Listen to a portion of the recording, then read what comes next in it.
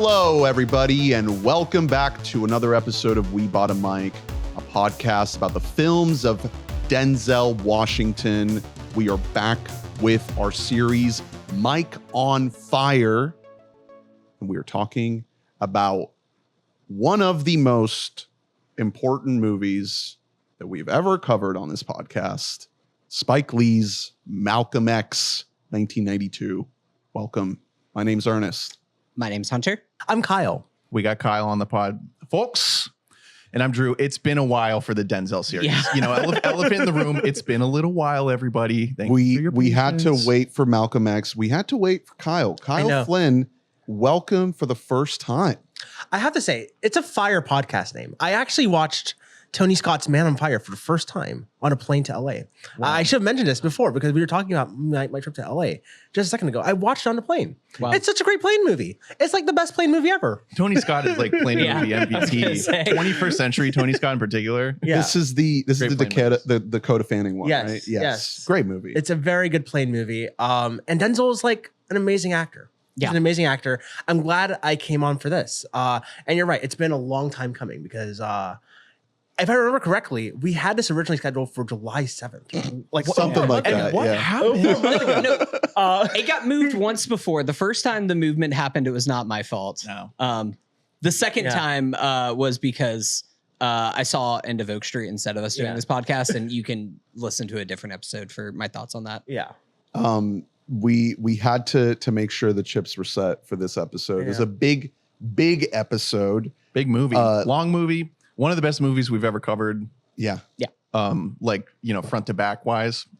Hell yeah. Spike Lee, Crazy. historically, like I guess in recent years, not the best track record, but historically, like one of the most underrated directors ever. Like He's like one of the best directors ever.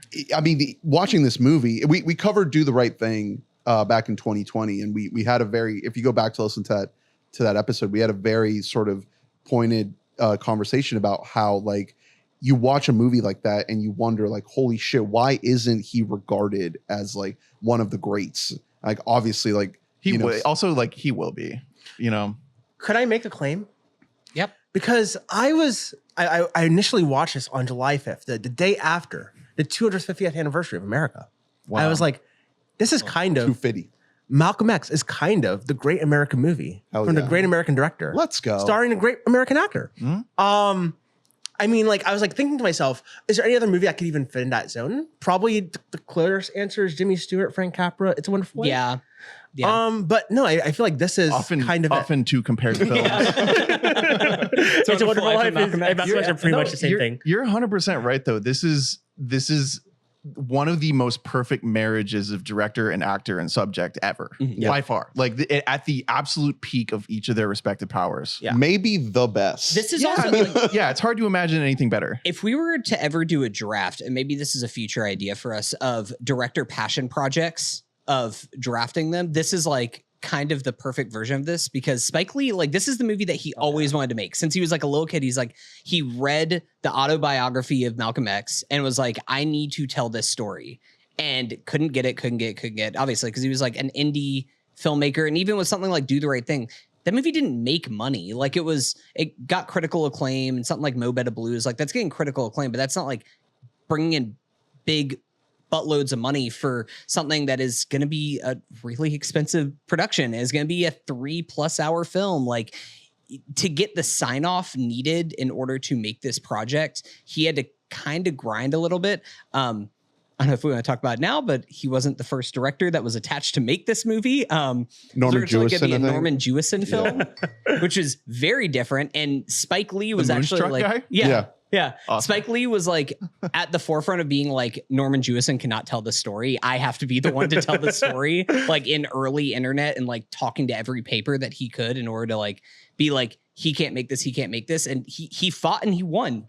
And like, it's incredible that that this movie came to existence. Spike was very outspoken about his sort of hesitations of white filmmakers tackling black stories. There's a featurette on the Criterion for this movie in which he just rattles off like Spielberg with Amistad and like all these other examples of just like, I respect the attempt, but like not my cup of tea, essentially. It's like, I don't want to see a story about the slave trade where Anthony Hopkins is the star of the movie. And Matthew McConaughey. Yeah.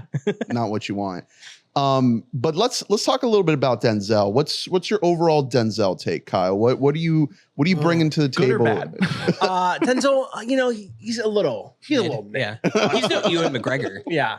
No Ewan McGregor. No, who else? No John Travolta. Yeah. Mm-hmm. I love Gotti. It's just not You're a big Gotti. a big Gotti No, head. that's a great American film. Love the Fanatic. No, Denzel's like he's great. He's fantastic in the movie, and he's fantastic in like everything. He has that classic like movie star charisma. Probably like the closest like post Golden Age to like really carry that gravitas with like every performance. Just every Denzel movie is like an event. It just feels like this is a guy who's made for the screen. Yeah. I read it in one of our last episodes. I read I think it was the Glory episode. I read an old Pauline Kael review where she compared him to Bogart, and I think that's honestly pretty close. Except he ended up showing a more longevity than Bogart, but then be a little bit more range. Yeah, well, and I do think that I get the Bogart comparison even in something like Malcolm X, which is a little bit of an odd comp, just because like Denzel has to be stone-faced in order to like properly play Malcolm X. Like he needs to just like carry I don't even know what the word for it is, like a sternness to him, but he needs to give power, and you have to like look at him like he is more than man. And that's kind of what this movie is about, is like him embodying that down to the point where other people are like, we have to get this guy out of the Nation of Islam because he's bigger than God. He also though has to give us so much range in the arc of this man, because like the person that starts out, as Red is not who we end up with at the end of the movie. It is such a believable story of growth. A lot of that goes to Spike. Spike is so good at montages that you actually like feel time passing. So like when he comes out of prison and he's different, like you buy it, but a lot of that is just Denzel being able to play like a young, flying off the handle guy, and then maturing into once he puts the glasses on, basically, like he's different. Yeah. He has it all. He becomes Superman when he puts the glasses on. Like no, that prison montage is so clean. Like the ending transition, like when he gets his haircut and everything and he goes out and it's like transitions to him meeting Elijah Muhammad. I'm like, holy fuck. Like the prison sequence is just like the entire prison sequence, like to the transition of him coming out is so fucking It's so fucking tight. We're going to talk about whenever we talk about the best parts of the movie, but like that's right up there. That 20-minute section of the movie is like, and it's just pivotal. You have to believe that this, it's quite a few years, so you have to feel the time passing, and you have to feel him legitimately changing and becoming what he would become. Otherwise the movie completely doesn't work. You know what I mean? And so like I said, though, a lot of it goes to Spike generally. Like his filmmaking in this is just stupid. Like I said, peak of his powers. He's using all the, he has like the creative spark and like all the fun tricks that you see in like a Do the Right Thing, but it's used, it's like weaponized in a different way. It's used in a more pointed, like serious way. It fucking rocks. Shout out to Albert Hall.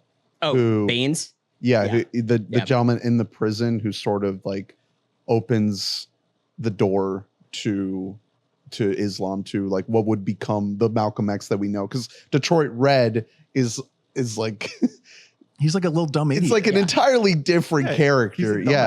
And so this like it kind of conceptualizing, I guess this is an amalgamation of a couple of different people. It's not really based on an actual guy. But what they do here is they create this character to thrust you into the new version of this person that we're going to follow, that we know, historically to be Malcolm X, to embody all of that. And that what you guys are talking about, like that whole prison sequence, is key. But I did want to take a step back and just talk a little bit about, like, in context, Denzel is coming off of Mississippi Masala, is the one we talked about before this one.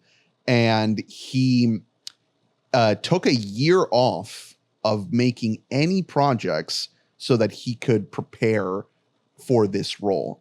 and this was a role that was, you know, very much in the making, very much like leading up into it. It looks like he put out another movie called Ricochet that we're skipping, but he takes his time to get into this. And that's the type of thing that having syndicated television ER money can afford you to do when when you haven't made a ton of movies yet. That's so true. He's sitting on, he's like, I'm going to take my time here. Yeah. Well, I mean, this isn't his first time playing Malcolm X. He played Malcolm X on Broadway or off Broadway. Way back. Way back. Whenever he was younger. I didn't know this. Yes. He played it for a play called When the Chickens Come to Roost. Right. That is specifically about the era that whenever he has the line in the movie itself, but is like about Malcolm X, like right before and I think right after the JFK assassination, like that era of his life. So this wasn't his first time playing Malcolm, but yeah, Ernest, to your point, like he not only did he take a year off of acting, he gave up like alcohol and pork and would do daily reads of the Quran because he was like, fuck? Maybe not. I don't know. No fornicate? Only his wife. But he wasn't following method there. He wasn't following the rules of Elijah Muhammad. I'll tell you that his much. wife, like, I'm only gonna fuck you. She's like, what? But like he fully committed to the part because he's like, if I'm going to do this, I need to do this right. I think that like he felt a responsibility also of like, if we're going to do a Malcolm X story, I don't know if there's ever going to be another Malcolm X story. So like, we got to make this one count. It's the same thing that Spike Lee had, which Ernest, to kind of also plug the Criterion special features. One of them is a featurette where Spike is kind of talking about how they ran out of money for making this movie. Mm-hmm. And down to the point where like the Bond company in charge of the studios was like, you can't go to Egypt. You have to film on the beaches of Jersey Shore and just make it look like Egypt. And they were like, we're not going to do that. So they filmed everything anyways. Like they just fully blew past the rules. And then when they eventually like turned the faucet off and said, we're not going to fund you. You have to stop editing, stop doing everything. He had to reach out to like other members of the Black community. Like he had to reach out to Bill Cosby, Janet Jackson, Prince, Michael Jordan. Sidney Poitier got a phone call. I was like, you need money to go to Egypt? There's a funny thing that's in there about Michael Jordan because he said he called Magic Johnson first for money, found out how much Magic was going to give him, and then he called Michael afterwards and was like, I just want to let you know Magic Johnson is giving this much because he knew that he was competitive. Because he knew Michael was a psycho. I was like, that's and he took that personally. Knowing your clientele. And they gave that money knowing they were not going to make it back. Like this was not an investment into the production. This was a donation. And so all of this is to say, like, people believed in this project. People believed in the power of Denzel. This is 1992. This is like peak Denzel. And it's Spike coming off of Do the Right Thing and Mo Better Blues, which we talked about. So it's his rise. It's what you were saying. It's like this serendipitous alignment that's happening of your filmmaker, your star, your subject matter, the timing. The other big thing that's happening here is the LA riots. And the movie opens with the beating of Rodney King. Yeah. Like, that is such a Spike Lee thing to do. You don't think Norman Jewison would have done that? I just want to say, it's also being intercut with the American flag being set on fire. I'm just like, fucking banger. It's fucking banger. It's no one else would ever do that except for Spike. Like, he is so... And then to put on top of the audacity of that, it smash cuts to himself in a pimp suit. Like,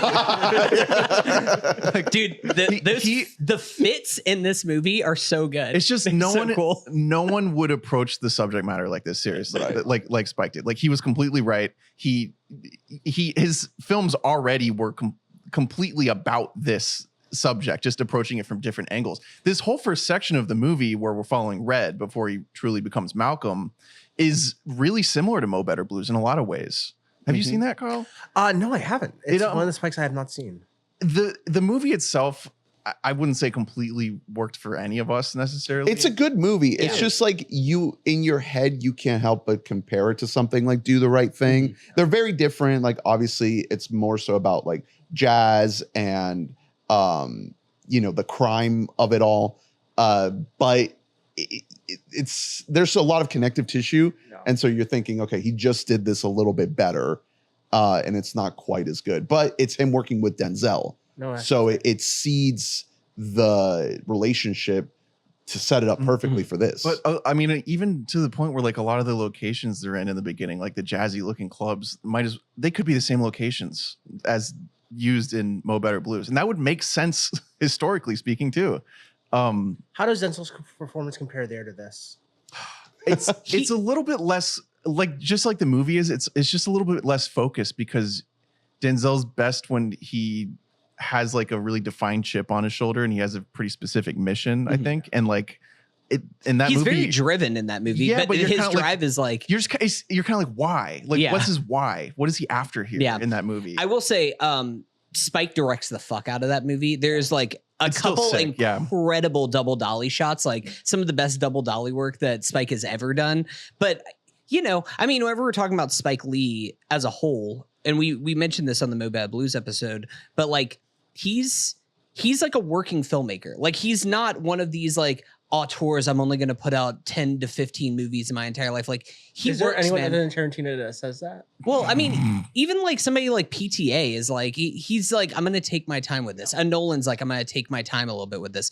Spike's like, I'm going to put one of these out every 2 years. And they're always He's like going a to hit. Ridley. Highest to Lowest is I think like a bad movie, like I objectionably completely bad. disagree. I think Highest Lowest bangs. People liked it's it. very, very yeah, good. I saw I your thought reaction I'm- when I said that Spike in recent years is not the Yeah. best. I was he's like, put oh, out some shit though. Highest to Lowest Defy Defender. Bloods is is a great. Black banger. Klansman is Yeah. great. Yeah, Highest to Lowest just. I guess I was thinking more so probably like I mean, Old Boy maybe. Yeah. That was Well, like that's already 10 2003. years. No, Yeah, that's 2013. Sorry, Yeah. not 2003. But like the train scene in Highest to Lowest is like the most exhilarating I felt. in the that theater scene is last great. year. I watched Yeah. it at the end scene with my mom. I was just like, holy fuck, this is Yeah. great. I love there's that fucking scene. moments in The it. Kamala Harris poster. How can you not be in love with that? ASAP Rocky is awesome in it. And Yeah. that one scene that they have where he's like kind of going bar for bar with Denzel, and I was Yeah. like, "Oh, ASAP! I didn't know that you had this in you." But Jeffrey Wright getting in the face of the police. yeah, yeah. Banger, yeah. Maybe Highest to Lowest will be a movie I need to You'll go back and rewatch for the revisit in a while. podcast. The We'll problem see. is that it's a remake of like a 5-star Kurosawa movie, and Yeah. so it's like, well, this does not compare to that can at all. But yeah, and he it's should like he should honestly stop doing that. Like Making movies, well, Asian films. remaking. I think you said making movies. Yeah. I was like, no. no, remaking like perfect movies like Old Boy, Highest to Lowest. Like what are That's we just a doing? bold move. Yeah. To which I mean that's what he's known for. So it's like athletes like Draymond Green or something where you're like, well, that gets him in trouble. Like he gets suspended for the technicals, but also that attitude is what makes him such a great player. So what are you gonna do? Yeah. You gotta take the good and the bad. To tie it back to Malcolm X, Spike does have like his crew that he makes like almost all of his movies with, including like Ernest Dickerson, cinematographer, and Barry Alexander Brown, who edits this movie. And I think like whenever we're talking about just like the best Spike Lee movies, I don't know. I mean, I don't know if I could say this is my favorite because it's not like I'm firing this up every like 12 months like I am with something like Do the Right Thing. But it's hard to say that this isn't the best because it's like every craftsperson is working at the peak of their powers. Yeah. Terence Blanchard on the Oh my score God. is the sax and trumpet use in the score is so fucking cool. It's so good. Yeah. He just knows how to carry momentum, and in a biopic more than any other genre, you really need that. Yeah. Like as a long biopic, he knows how to keep you engaged like through every single scene. That's why you love Bohemian Rhapsody so much. Shut up. There's something going on in every scene that is just a little bit off kilter. It has a little bit like a stylistic choice that keeps you drawn in. The way that he utilizes the sound of gunshots to punctuate scenes in this, for example, makes you jump every time. It's also like very kind of like coyly playing with the fact that we all know where this movie's going. Yeah. You know what I mean? It's like Chekhov's gun, but like to the max, like almost to like a joke level. He does the stuff that only he does for some reason. I think other directors are just kind of scared to do like smash cuts and like really like in your face editing shit like that. But in a movie like this, it is so needed to keep things interesting, even though the story itself would be enough. Like that's what makes this perfect, I think. Yeah. Kyle, thoughts on the score? Okay, well, first of all, I wanted to say about Terence Blanchard because like isn't it such a crime that he was only nominated for Defy Blood, like in terms of like Spike Lee collaborations? Wait, His that's way score too is late. fucking crazy. That's The a score is joke. incredible in Malcolm X. Am I allowed to curse on this fucking joke. podcast? Yeah. Yeah, the scores in Fuck Malcolm yeah. X is incredible. Like I just love the score in this movie. I love the score in all of Spike's movies. I love the score in Highest to Lowest. I love the score in Highest to Lowest. It's a fantastic You score. fucking hear that already? Yeah. I really do not like the original song that they put at the very end. Yeah. I think the song Well, is that's bad. not a Blanchard. Yeah. No, but no, I think he's fantastic. I think the score in this movie it really works. It works way too well. You know, you're just talking about it, but I think it's so funny how deceptive how long like the opening of this movie is. Like it's like an hour and 20 minutes of like just like setup for Malcolm becoming Malcolm, Mm-hmm. and like you know every moment is like undercut with a score. It's so well done. It's also, I watched it with my wife, and she did make that remark of like, wow, we're really just taking our time before we get to the thing. again, Yeah. I don't think Over any an other hour. filmmaker Yeah. would approach this that way. Yeah. You'd assume that you'd start the movie with Malcolm X, and Yeah, or at you- least in prison or something. Yeah. But no.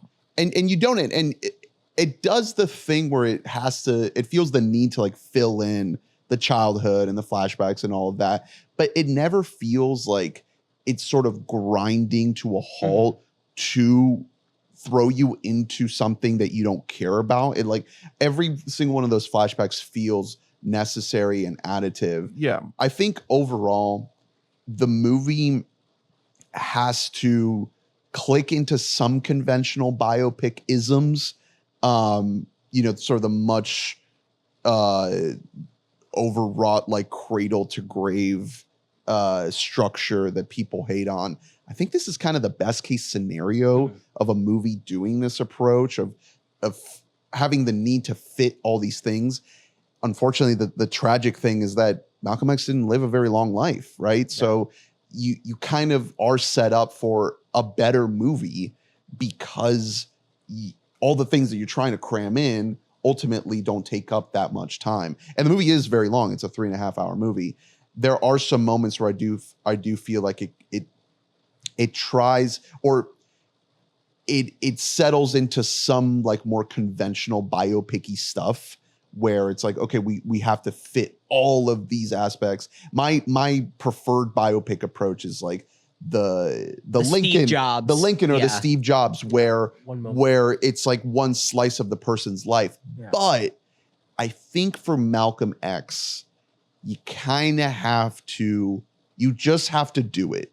You just have to do the whole thing because he's such a totemic, like important figure in modern history. And it's a story that needs to be told. It's a story that doesn't get told enough. So you kind of have to fit it all in there somehow. He is a guy who is relegated to like one paragraph of your history textbook where they're in like the whole chapter that's about MLK, where it's like also there was a guy named Malcolm X and he was a little angrier. Right. You know, like it's embarrassing. And then Fred Hampton's like a footnote. Yeah. It's like, If that. it's like, and also he did get killed by the government. Anyway, you know, like it's embarrassing how little like actual education we get on him when he was significant in the exact same way. Apparently at the time, 1982, a lot of work had been done by the likes of Ronald Reagan and H.W. Bush and all the ripple effects of American life and government and education and all of these things to suppress the story of Malcolm X. So by the time this movie comes out, it's coming into a world that like a lot of people probably don't even know who he is. Mm-hmm. And if they have, it's in a very negative context. Right. Yeah. So like now, post the release of this movie, we go back, we see it, we have an understanding that's way more nuanced. Obviously, we have a long way to go, but to think about it at the time, it's like, man, you really are doing a very uphill climb in terms of of Warner Brothers, or a major movie studio, putting out this movie in theaters with a fairly large budget, big star, big director, and have it be so charged and like ready for people to pounce on it and detract it and point out all the different ways in which you got it wrong or you went too far or yada, yada, yada. And I think that the triumph of this movie is that it is able to do the biopic thing. You made a quote unquote conventional biopic and you imbued it with everything that the person actually stood for. Like the text, the soul of the movie, the way it reads, the way you experience it as a viewer, you are feeling the things that you would feel as someone in the orbit of Malcolm X, experiencing the things that he's saying. And then some, right? Because you get the Saudi Arabia, Egypt stuff, and you're there for things that only he was there for, that you're not there for if you're just listening to his speeches or reading them after the fact. I want to say, because you were talking about the conventional biopic stuff that kind of happens in this movie, like even this is like firing just like on all cylinders. Like I'm gonna use this as a comparison, even though it's not 1-to-1, but like with the Bob Marley biopic, like the flashback scenes, like the fire field and shit, that was like so bad. It was so bad. But like the flashback of his like dad dying on a train tracks, or like the flashback of like the teacher telling him like he should be a carpenter instead of a lawyer. Like it just fucking works at like a 10. Yeah, it's at a 10. Well, I think to that point, like Spike is very pointed with not just like the dialogue that's happening and like kind of the way that we're backtracking, kind of going through his childhood in that way, but actually visually bringing back certain moments from his childhood again, like when a Molotov cocktail is thrown into his home. And then we are flashing back and forth between him rushing his kids out to his father rushing like him and his siblings out. It is like one of those things where it's like, oh, things haven't really changed all that much. And there's another moment earlier on where I think it's showing I could be mixing up 2 points, but I think that you see like the cops, like the NYPD, and we flash back to seeing like the like KKK members and everything like that. Oh, that were chasing the house them around. down. Yeah. Oh my god! It was like, oh, they traded in their cloaks for police uniforms. Like that's quite literally nothing has changed. It's just what costume they're deciding to wear on that day while they harass Black people. You're talking about how we're going to talk later on about our favorite scenes, but while we're just on the first act, I just want to say the roulette scene. Like, I'm a compulsive gambler. Oh my god! Oh my gosh! With like the gun to the head, and she's like so turned on by him. I'm like, oh, The fact that she's into it. Sophia's a freak. Oh my gosh! That scene. I wrote down like Denzel is never better than in scenes like this, where like you're kind of fucking terrified of him. Like, and yet he's like still. I don't know. For some reason, you're still like I kind of like him. Yeah, I don't know. It's one of those things. Well, it's funny because then like playing that exact character is what actually got him an Oscar win for Best Actor 10 years after this one for Training Day. To the point about like how this movie was received at the time, critics liked it. Like for the most part, critics liked it. Okay, money. Our guy Raj, like it was his favorite movie. It was his favorite movie in 1992. One of his favorite movies of the 90s in general. But it wasn't like beloved. Like it got 2 Oscar nominations. Criminal. Lost both of them. Do you guys know what? I don't. Don't even tell me. Lead actor lost to Al Pacino in Scent of a Woman. Yes, you sure did. Yeah. And the sad part about that is Al Pacino was nominated for a better performance in supporting actor that year. Yeah. Was he? Yes, he was. What was Wait, it? go back. What was hold on, let me pull up the. I might be wrong. The And like, you know, 1990 in defense of that, Al Pacino could have played Malcolm X and he would have done great now. By any means necessary. That was a terrible Pacino. I don't know. I thought it was okay. Supporting, he was nominated. Oh, Glenn Ross. No, he should have like. Why did you give it? Yeah, no, you're totally right. Best Picture this year is really funny in hindsight to look at. It's a good movie. It's Unforgiven wins. Clint Eastwood wins Best Director. That's fine. It's a good movie. The funny thing is about when Unforgiven came out in 1992. The Academy and Hollywood at large were like, we have to give a late stage award to Clint Eastwood because he's not going to make much more of these. And then fast forward 30 years later and he's making The Mule and shit like that and still shitting these out, which unfortunately, like, I mean, this is the long history of the Oscars. Juror number 2. Juror number 2 is his last one. At 95 years old. Did it. But like it's it's one of those things where the makeup Oscar, the ripple effect that always seems to have, where it's like, well, we don't give something like Spike Lee a nomination, much less a win here for directing because he's young. He'll get it eventually. We have to give it to Clint Eastwood. We missed on Al Pacino giving it to Godfather. So now we have to make it up for him for Scent of a Woman and not give it to him here.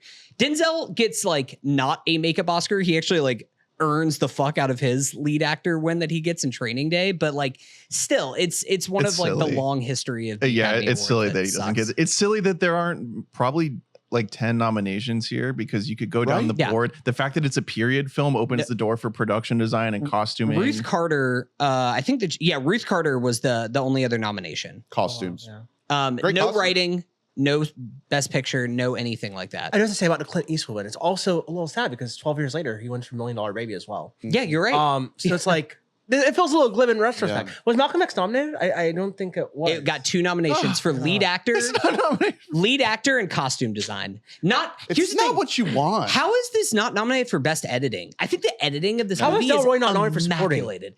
Like, right. It's a shame that his first Angela nomination was last year Bassett. for Sinners. Angela No, Bassett. Same. Was that Did Judy Davis win for Husbands and Wives that year? For best actress. You're an or Oscar head, supporting right, Marissa Kyle? Tomei. I'm a big Oscar head. It's the My Cousin Vinny year. So Marissa Tomei. Wait. Was Judy Davis nominated? She had to have been. Yes, she Oh, was dude. nominated. Yeah. Honestly, I know everyone loves Marissa Tomei. I have to drop on her podcast.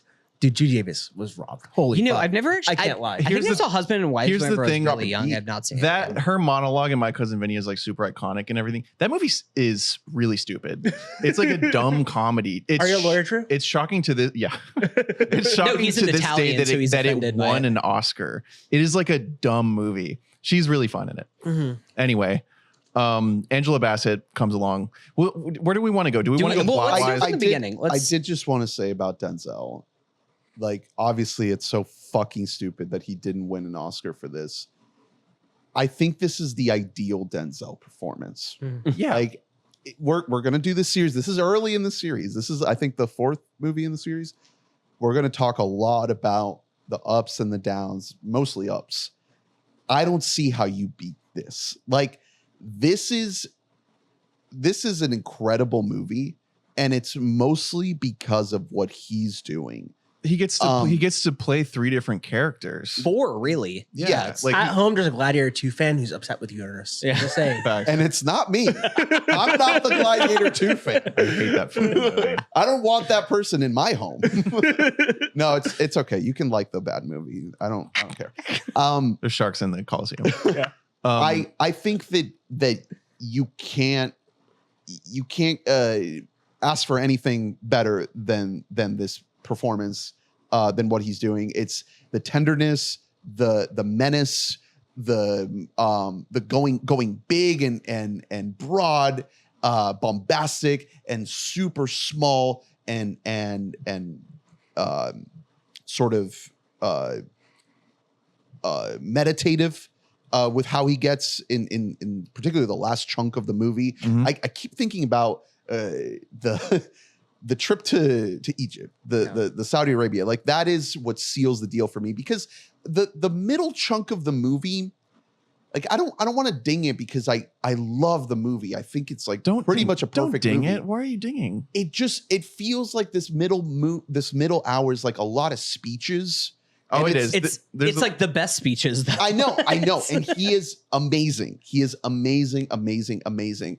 But it's a lot of stuff that's like, okay, we can listen to Malcolm for real. We can read Malcolm for real. Yeah, but who's in 1992? Who's doing that? I know. In I know, 2026, who's Yeah, doing like, I get it. No, I really understand what you're saying. I because, get like, it. But like, in comparison, I get. Yeah, I know. the being with him in Egypt, in Mecca, like, that's the special Mhm. stuff. That's the it's stuff. the big and the quiet. Yes, that is the stuff. And I know you need both. Mhm. But like, to me, the purpose of a movie like this, the thing that stays with me personally, is the quieter, more personal moments that you don't get, with someone who was as public as Malcolm X, that left such a public record. That stuff also, when he goes over to Egypt, it starts to feel almost like a Barry Levinson style movie where he's just kind of like letting Denzel figure out what to do with all these people. Right. Letting him just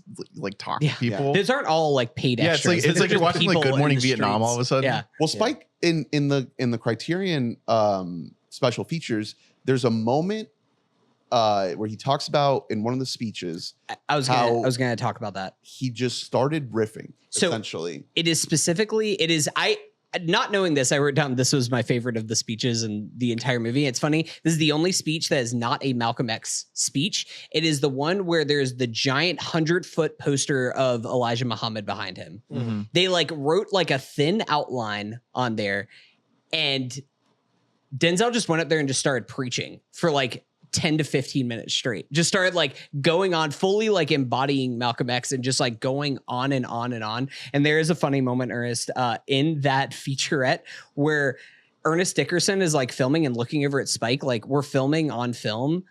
I only have 10 minutes of this footage and like I'm going to run out. And Spike's like, you better not fucking turn that camera off. You better keep rolling and just capturing everything that this man is doing on stage right now, because it's electric. It's absolutely electric. But the big thing is, like, Spike says that essentially he goes up to Denzel and he sees that he essentially glazed over after going off, after riffing, and he has been taken over by the spirit of Malcolm X. Mm-hmm.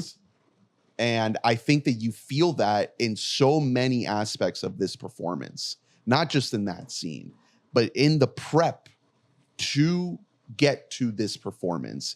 He tapped into something really, really limited and unique and special that artists like long for, and that only people like Denzel are kind of like worthy of. Yeah. This higher plane of like embodying a real person, someone who, you know, means so much to culture, to everybody, but particularly like Black people and Muslim people and just anyone who has gone through any type of oppression and struggle. And whether or not you believe in any of that stuff, or, you know, religion or spirituality, wherever you're at with that, like, I think that from an artistic point of view, like, he tapped into something. It's like beyond acting. Yeah. It's like a whole other plane that he is getting to. Yeah. No, he tapped into the word I was thinking about, because it's like true embodiment. Like, and I feel like you can find this across a lot of Denzel performances, where he just finds a way to be this care person. Like it's I don't even know what the right word I'm looking for is. He just finds the character within himself. He just becomes is. Malcolm. Yeah. Yeah. But before he becomes Malcolm, he's Detroit Red. Mm-hmm. And I want to focus on that section of the movie before we move on from it. Any other big takeaways from like Delroy Lindo? Delroy, yeah. So the scheming, the numbers. He encounters Delroy Lindo. That's the first like sort of figure that changes his life. Yet again, the reason I brought up Mo Better Blues is because like him and his dynamic with Spike Lee is identical. Like they're both, you know what I mean? Spike Lee is just a fuck up, and he's, you know, they got nothing going great for themselves. Yeah, and then he encounters Delroy. Delroy sort of sets him on like this like gangster-ish like illegal betting ring path. So what's the betting? They're just betting on numbers? Yeah. It's horses. Is it? I think. Is it? I don't think so. What is it that they're betting? I thought it was horses, I thought to be honest. they're betting on like some type of game, but is it horses? I don't think Are they betting on horse racing? I think it's literally just numbers. That doesn't make sense, Ernest. They're betting on They're something. betting It that is like very at some vague. point today it'll be 2:18 p.m. I think it's like the I bet numbers. this guy's gonna say 162 later. Yeah, I think it's that. Literally, I think it's like no, it's not. What? That's the most riggable thing that could ever exist. That's like Kalshi betting. Yeah. They invented Polymarket in this movie. The prediction market foreshadowing early on. I will admit, like I didn't get a show- full grasp of what they were betting on. because they show a lady on a scale. And then they show like someone, but that's how ringing something up at a store. I think it's showing the superstition of how these people are getting the numbers that they're then betting on. Mm-hmm. Yeah. Oh, okay. They're not. I didn't get that. It has to be some kind of like lottery thing or something or other. I don't know what it is. Maybe it is times. Maybe it is like horse times, like the time for the what horse I races. always assumed Because that it was- is presented in time format. There's one point where Denzel and Delroy are like leaning up against a wall and like, I've never been to like a horse race before, but like it kind of, the room that they're in kind of looks like it could be some kind of like a horse betting rig. If I were to think of it. It is a numbers game. What That does is- that mean? Also known as numbers racket, the Italian lottery, mafia lottery, or the daily number, a form of illegal gambling played mostly in poor and working class Can you neighborhoods. describe the rules? A of the game? better attempts to pick 3 digits to match those that'll be randomly drawn the next day. It's a literal random drawing that they're betting on. Should we, you're not play right, this after Ernest. the game? No, you're not right. They're not betting on a number to exist. Well, We I was just- wrong, we I just was did- wrong about horses too. I don't know. I would have believed it though because they kept on putting it colons. I don't know. Yeah. Either way, it's a racket. That's what it is. And he gets in on it. Delroy, the first scene between Delroy and Denzel is fucking fireworks. It is so like because Spike, God love him, he's a great screen presence. He's not a great actor. And then when you see Denzel meet a real ass fucking actor in this and like kind of get like schooled, and it's great because Denzel is also good at that. He's good at like showing a little bit of vulnerability and like kind of lowering his own, his status, which you wouldn't think.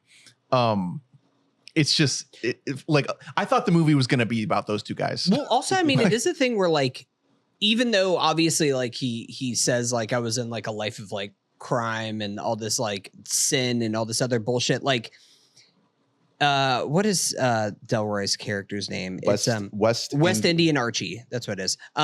He does like teach him some morals for things. Like Denzel's like about to like hit a woman in the bar. And he's like, you don't do that. Like, you need to treat like all women with respect. And he's like, oh, I never thought about that before. But you can like, hit a guy with a bottle. Yeah, you can't do that. That is allowed. That actually gets you a job if you do that. I mean, that guy sucked. He was being rude for no reason. So true. That was a crazy moment. Like, that's what I'm talking about. How this gets you every facet of Denzel. Like, he will basically slice your face open. And yet you love him. Then look at we you get lovingly. some good coke doing. Yeah. We get a good little coke scene. Love speed. But Delroy is like scaring us. Like he's like is. putting fear into Denzel. Yeah, he is like an imposing figure in a way that I didn't expect. I mean, he fucking rules. But also like they do have a charisma to each other to the point that like you're mad at Red when he betrays Delroy. And it's just like, this is the thing. It's like, you're such a dumbass. Like he's never forgot a number. Why are you doing this for like $400? Like what are Also you doing? though, the fact that like we didn't fully understand what they were doing made it so I wasn't fully clear on whether or not he was right or not. Yeah. You know what I mean? Like I was like, well, he's definitely like lied about it. Because then it's funny, he sees him at the end, he was just like, did I get the numbers wrong? He's like, I don't even remember anymore. He remembers. Brother. He definitely remembers. Come on now. He never wrote him down. Anything else from before the prison? I did want to shout out the dance scene that we get, which is then called back later on with another dance sequence that is much more haunting. The choreography that is happening in this dance scene, the pops of color that you see here is fucking gorgeous. It is, again, it's Spike Lee shooting the hell out of it. Spike Lee, I think in multiple of his movies, slides underneath a woman's legs and looks up at the camera like he does in this movie. I was like, that's not the only time I've seen Spike Lee do that move as an actor in a Spike Lee joint movie.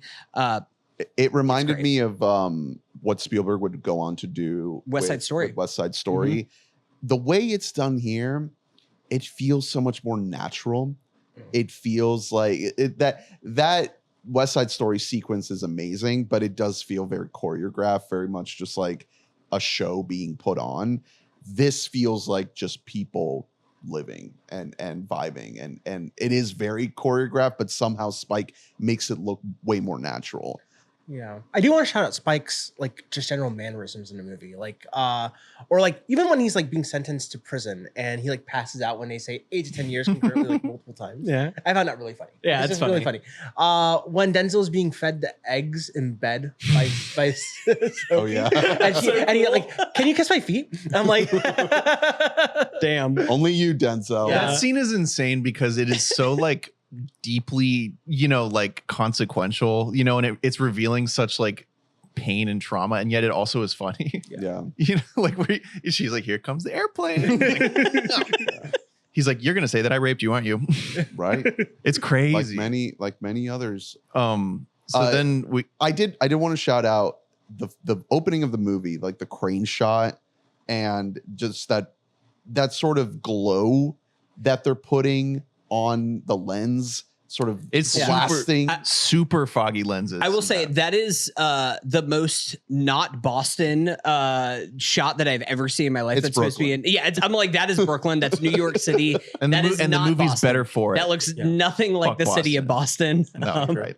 You're right. The walk that they do, like It's so swaying it's great. as they move. And that is, again, that's like a hard cut from the burning of the flag and all the archival footage of like race riots and stuff. It is so, I don't know, like he just knows how to, like, it's crazy to say particularly in a movie like this that is so heavy, but he knows how to have fun in a weird way in the way that he directs. He doesn't forget to just like stay engaging. Yeah. Every time that Denzel is putting what I don't know what the product is The that they mousse. put the mousse that they like put in his hair. It's always funny. It's really good, and then it becomes a thing where like it becomes profound later on about like you're putting this poison in your hair. well, it's a thematic setup for what happens in the prison. Yeah, you're spending the whole movie wondering like when he's going to stop doing that because that's when he's going to become Malcolm X, basically. Yeah. You know what I mean?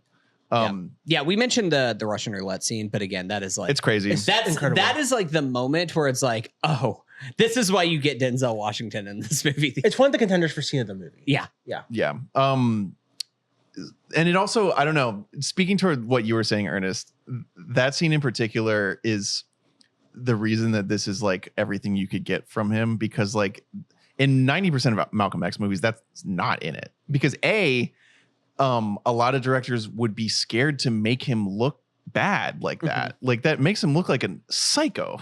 And also they just wouldn't focus on that period of his life with that level of focus. It sets the stage for like when he gets the Oscar for Training Day, which is an unbelievable performance.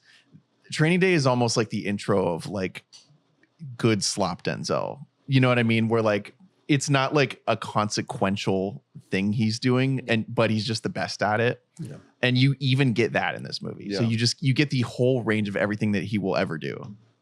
It's very cool. So the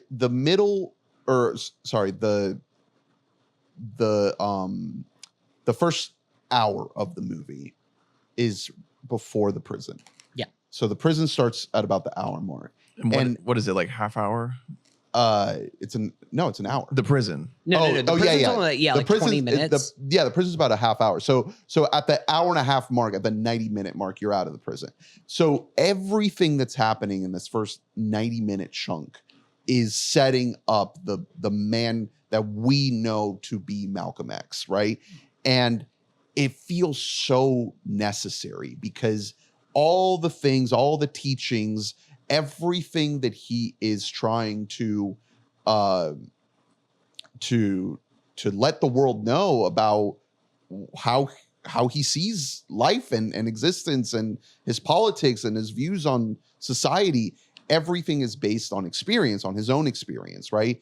It doesn't come out of nowhere. So to learn what his upbringing, what his transformation from this, kind of sneaky, sleazy criminal guy and hitting the low lows of what we see in the prison sequence, it all leads perfectly into like accepting and opening himself up to all those teachings. It's like, it's an expert, perfect storytelling introduction as just a filmmaking, like movie character of this person, this real person. The solitary sequence, like I didn't expect to be in there.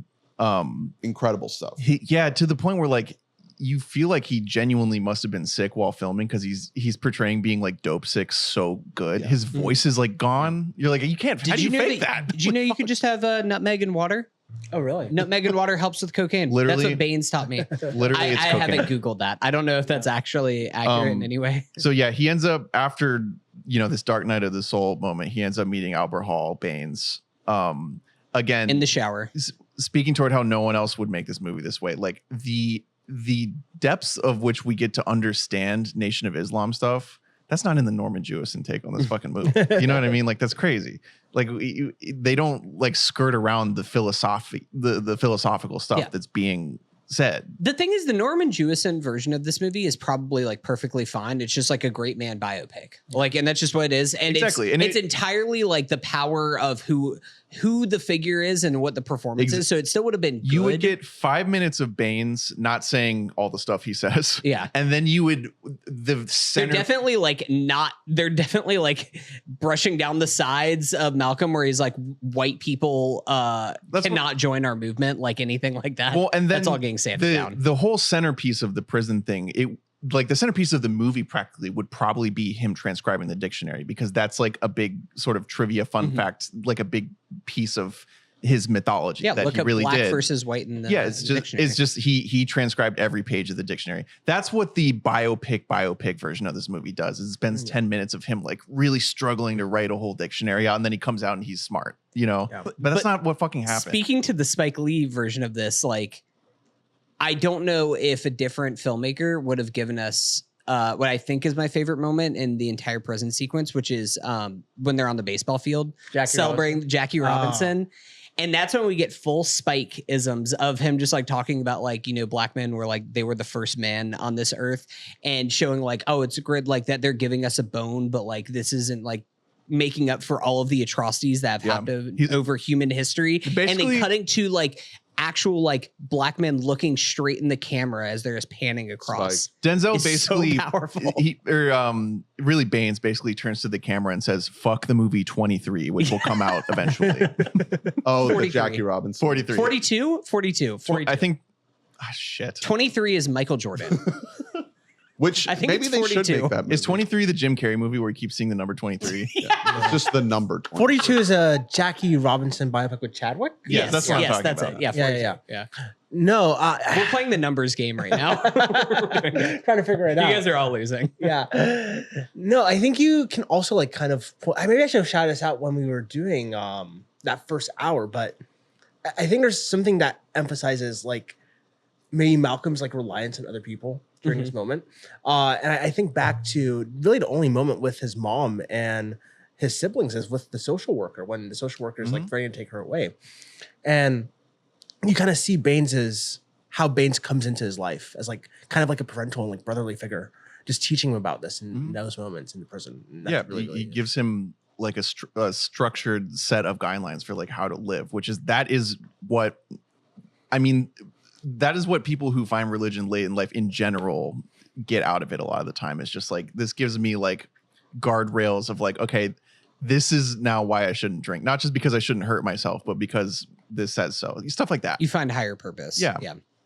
So there's this, and then, sorry, what were you saying? No, I think that just to build on the point I was making earlier is like the movie, you could watch this movie and not know a single thing about Malcolm X, as probably most people did in 1992, and go into this prison sequence understanding so much about what this person experienced to have this prison moment turn them into Malcolm X. Like, it doesn't feel unnatural, doesn't feel like it came out of nowhere. It doesn't feel disingenuous to anything that you understand in this first hour. It's like, here's someone who, you know, struggled with addiction and was in many ways like just some other random guy, right? Like nothing truly that exceptional about him. And yet he allowed himself to become open to these teachings. And I think that the way Denzel plays it is like the intensity, the sort of like rattled, unexpected, sort of intensity of Detroit Red, of beating that down, breaking that down. Those were sort of the necessary building blocks and ingredients for a Malcolm X, right? I have to push back on that a little bit. I really do think Spike puts an emphasis on showing the potential that Malcolm has, like really early on, like really, really early on. And like even like just his tenacity of like how he hustles or like figures out like his own way in the world, or even when he wants to aspire to be a lawyer, as like shut down by his teacher. That's a great He's point, really smart from the jump. Mm-hmm. Yeah, he just isn't like pointing it in the like focusing it in the right direction, I guess. No, but like even like just the white people, the white devils, as he would say, the white devils with the blue eyes, people like Hunter are like pushing him down.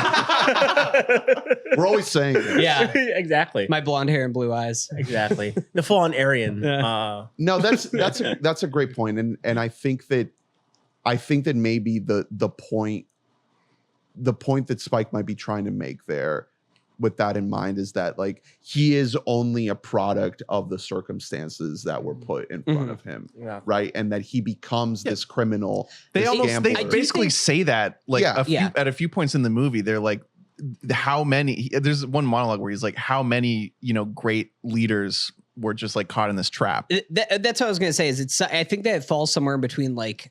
Malcolm Little was kind of born to be an exceptional human being, but how many exceptional human beings were lost because of the circumstances in which they were put in? Yeah, like he if he hadn't have come upon Baines, maybe he never finds it. Yeah, it's just like a pivotal moment. But just sort of kind of like looking to the whole movie, I think that there's another layer to it where you are seeing this epiphany, this enlightenment that's happening here as he's rebuilding himself, and how he comes out of prison with this devotion and desire to join this movement.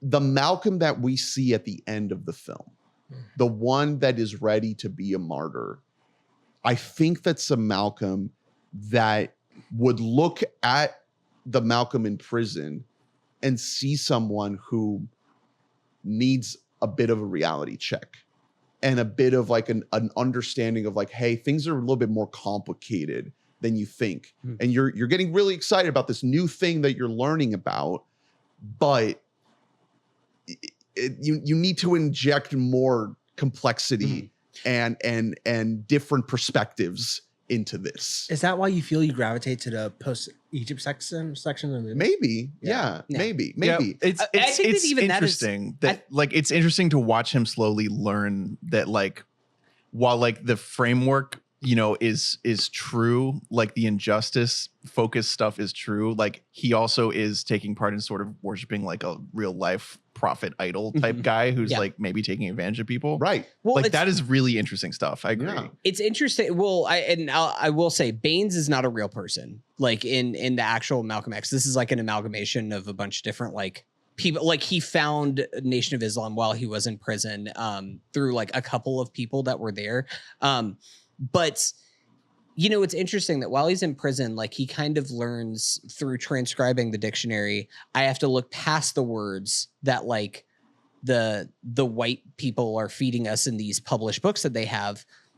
But he doesn't yet know that I should also look past the words that are being presented to me by all people. Like that's kind of the thing with any kind of religion or anything in life, is that you should always consider like, what do you have to gain by giving me this information? Literally every person in any walk of life, black, white, whatever, is like has something to gain by the information they're giving you. So it's trying to read through the lines a little bit. And I think that as we progress and we learn that this honorable prophet Elijah Muhammad is not so honorable, then you would have loved him. That you just have to find a woman who's half your age plus 7.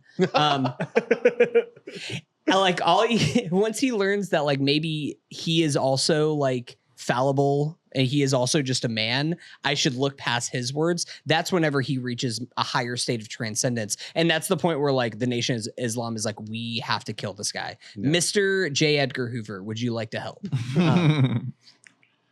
I mean, I think that, the reason why he starts to gain that heat is because he maybe subconsciously starts to realize that there is more to this work, to voicing the need to rebel against your oppressor, than one religion or one way of looking at the world. And like, yes, the Nation of Islam is like a great way for someone in that situation of being like beaten down by systemic racism and the prison system and all these things, to kind of build yourself out of that for a young black man. But in order to like really reach in a meaningful way the broadest, most impactful subsection of people, you have to build beyond that. And people, and they were like, no, like you can't, we have to contain you in this, like you came out of this system. Now we're going to put you in this other system. Yeah. They're basically just like, don't get bigger than us. Exactly. You know, I think, I don't know. It's generally interesting. Like that, what we're describing is what the whole back, almost half of the movie, like basically back half of the movie is when this arc is occurring. At the same time, you know, he's crossing paths with Angela Bassett. Wait, real quick before we get to that, I just want to say one other thing about just the end of the prison sequence, and then him getting immediately out. Kyle, you talked about it earlier, but the scene of the prophet Elijah Muhammad presenting himself, like when people say like Jesus is coming to them, like that is how he is viewing him, is like fully as a deity coming to visit him. And then some of, I think, like the best piece of like acting Denzel does in the entire movie is whenever he meets him and he slumps his body down. Like he gets so small whenever he meets him, and just is like has the tear, because he's just like, I'm looking at God right now. Like I even think they're shooting it from a higher angle too. Like they're looking like he's like actually looking down. Yeah, like he's like 8 feet tall. It's like like because the real guy is tiny. Al Freeman Jr. Yeah, he's just a little guy. Denzel is like 8 inches off. Gotta shout out Christopher Plummer as well, with the little one scene heater as the preacher in the prison. Oh yeah. I didn't even recognize him until I saw him in the credits. I was like, damn, that's fucking Christopher Plummer. That's really funny too, when he's like, Jesus was black, by the way. Yeah. It's like, I mean, historically, if we're looking at, he was definitely a black dude, like no matter what religion you're in. I love the imagery that Spike is so good at just like kind of hitting you in the face with the point. It's like the white Jesus imagery, the like montage of white it's like imagery. It's good shit. It's like film like 101 stuff that genuinely 98% of filmmakers are just scared to do. They're scared to smash cut into just like stark images. They just, because there is an effect, and it's like they're scared of like losing control of the audience on what that effect is on the audience, I think. But like every time he does it, it fucking works. There's one earlier in the movie I forgot to mention that just like only Spike would do, where when he's in the train serving people and it smash cuts to him imagining himself mushing the sandwich in that guy's face. Right. The fact that it does that twice. Yeah, I was gonna say that happens again. Yeah. He does it twice in a row. It's almost a joke on like Spike being like, yeah, we got this fucking guy twice. Like we did 2 takes on this fucking white idiot. Like I genuinely, you know what I mean? Like, I don't know. I wonder what the vibes on this set must have been, you know, because like Delroy talks about it in that Criterion interview, has like, he is never on a set with more black people, like with more black, like heads of departments, like the people at the top of their game being able to be given this chance, like lead this production, and just the number of extras, the number of like, you know, actors, and like they were, you know, definitely taking the seriousness of the story very seriously, very intensely, but they're also probably having a great time. Yeah. You know, just, I mean, Spike just is vibing. Spike is a vibe guy. Yeah. He's a fun dude. You speak to Spike's use of imagery in the movie, and I'm like, honestly, I think part of it's also just his grasp of like the Nation of Islam. Like one of the lesser, it's really nuanced stuff. Like he really gets into it. No filmmaker would be so scared of like genuinely dipping their whole feet into like discussing the Nation of Islam. Exactly. No, like one of the lesser, I don't even know if it's lesser known. I shouldn't make any claim. It might be more popular than I'm thinking, but Get on a Bus, the movie makes like 10 years after this. Like I think I want to say 2003. Maybe you can fact check me on this.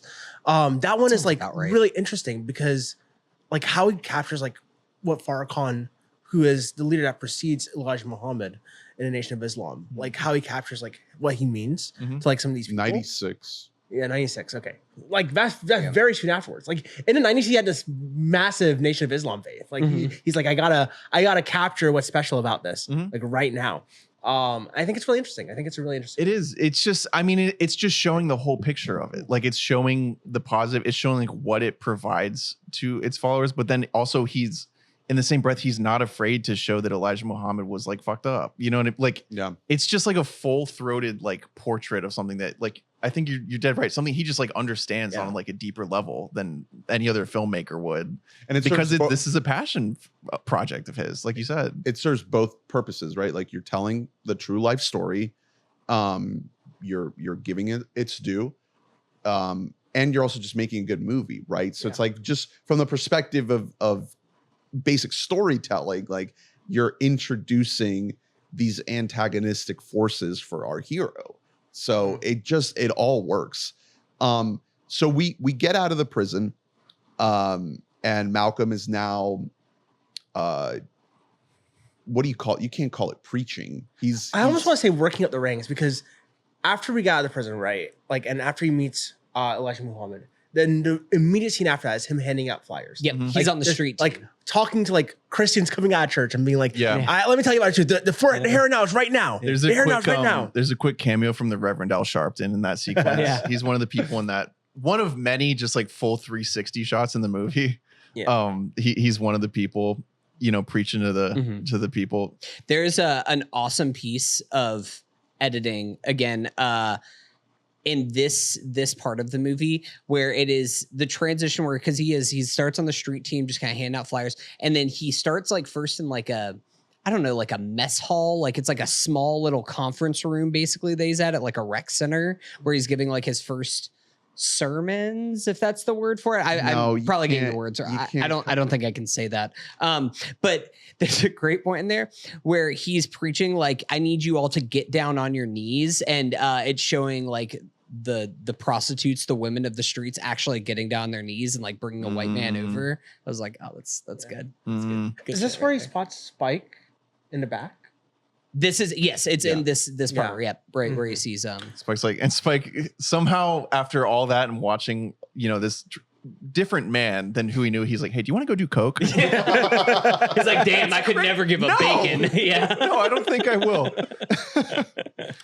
That scene is really pivotal, because immediately after that, it's like he talks to Spike about like all the people in their lives, and he's like, Sophia's now married to like this person that she doesn't love, and Delroy is like, this is the last time we see Delroy in the movie, and it's like he like clearly has like arthritis or like Parkinson's. Or like, I think he was like drugged out and had some kind of a stroke or something like that. You know, he did a bunch of coke, like and I'm sure it was pretty stepped on shit. So he's Malcolm visits him, and it's like really heart wrenching. Yeah, that scene is hard to watch. Like it is it's incredible shit from Delroy again. No, he should have gone a supporting actor nomination. He's so good in the movie. He's so good. But again, this is a sequence that I think, like we were saying, this is the perfect marriage of like Denzel was just born to play this part, because you pretty quickly have to just like automatically understand that like he is rising through the ranks really fast, like going from like street preaching to becoming like the guy. And it's like, yeah, I mean, Denzel's the guy. Well, and then intrinsically we just are like, yeah, for sure, he's the one here.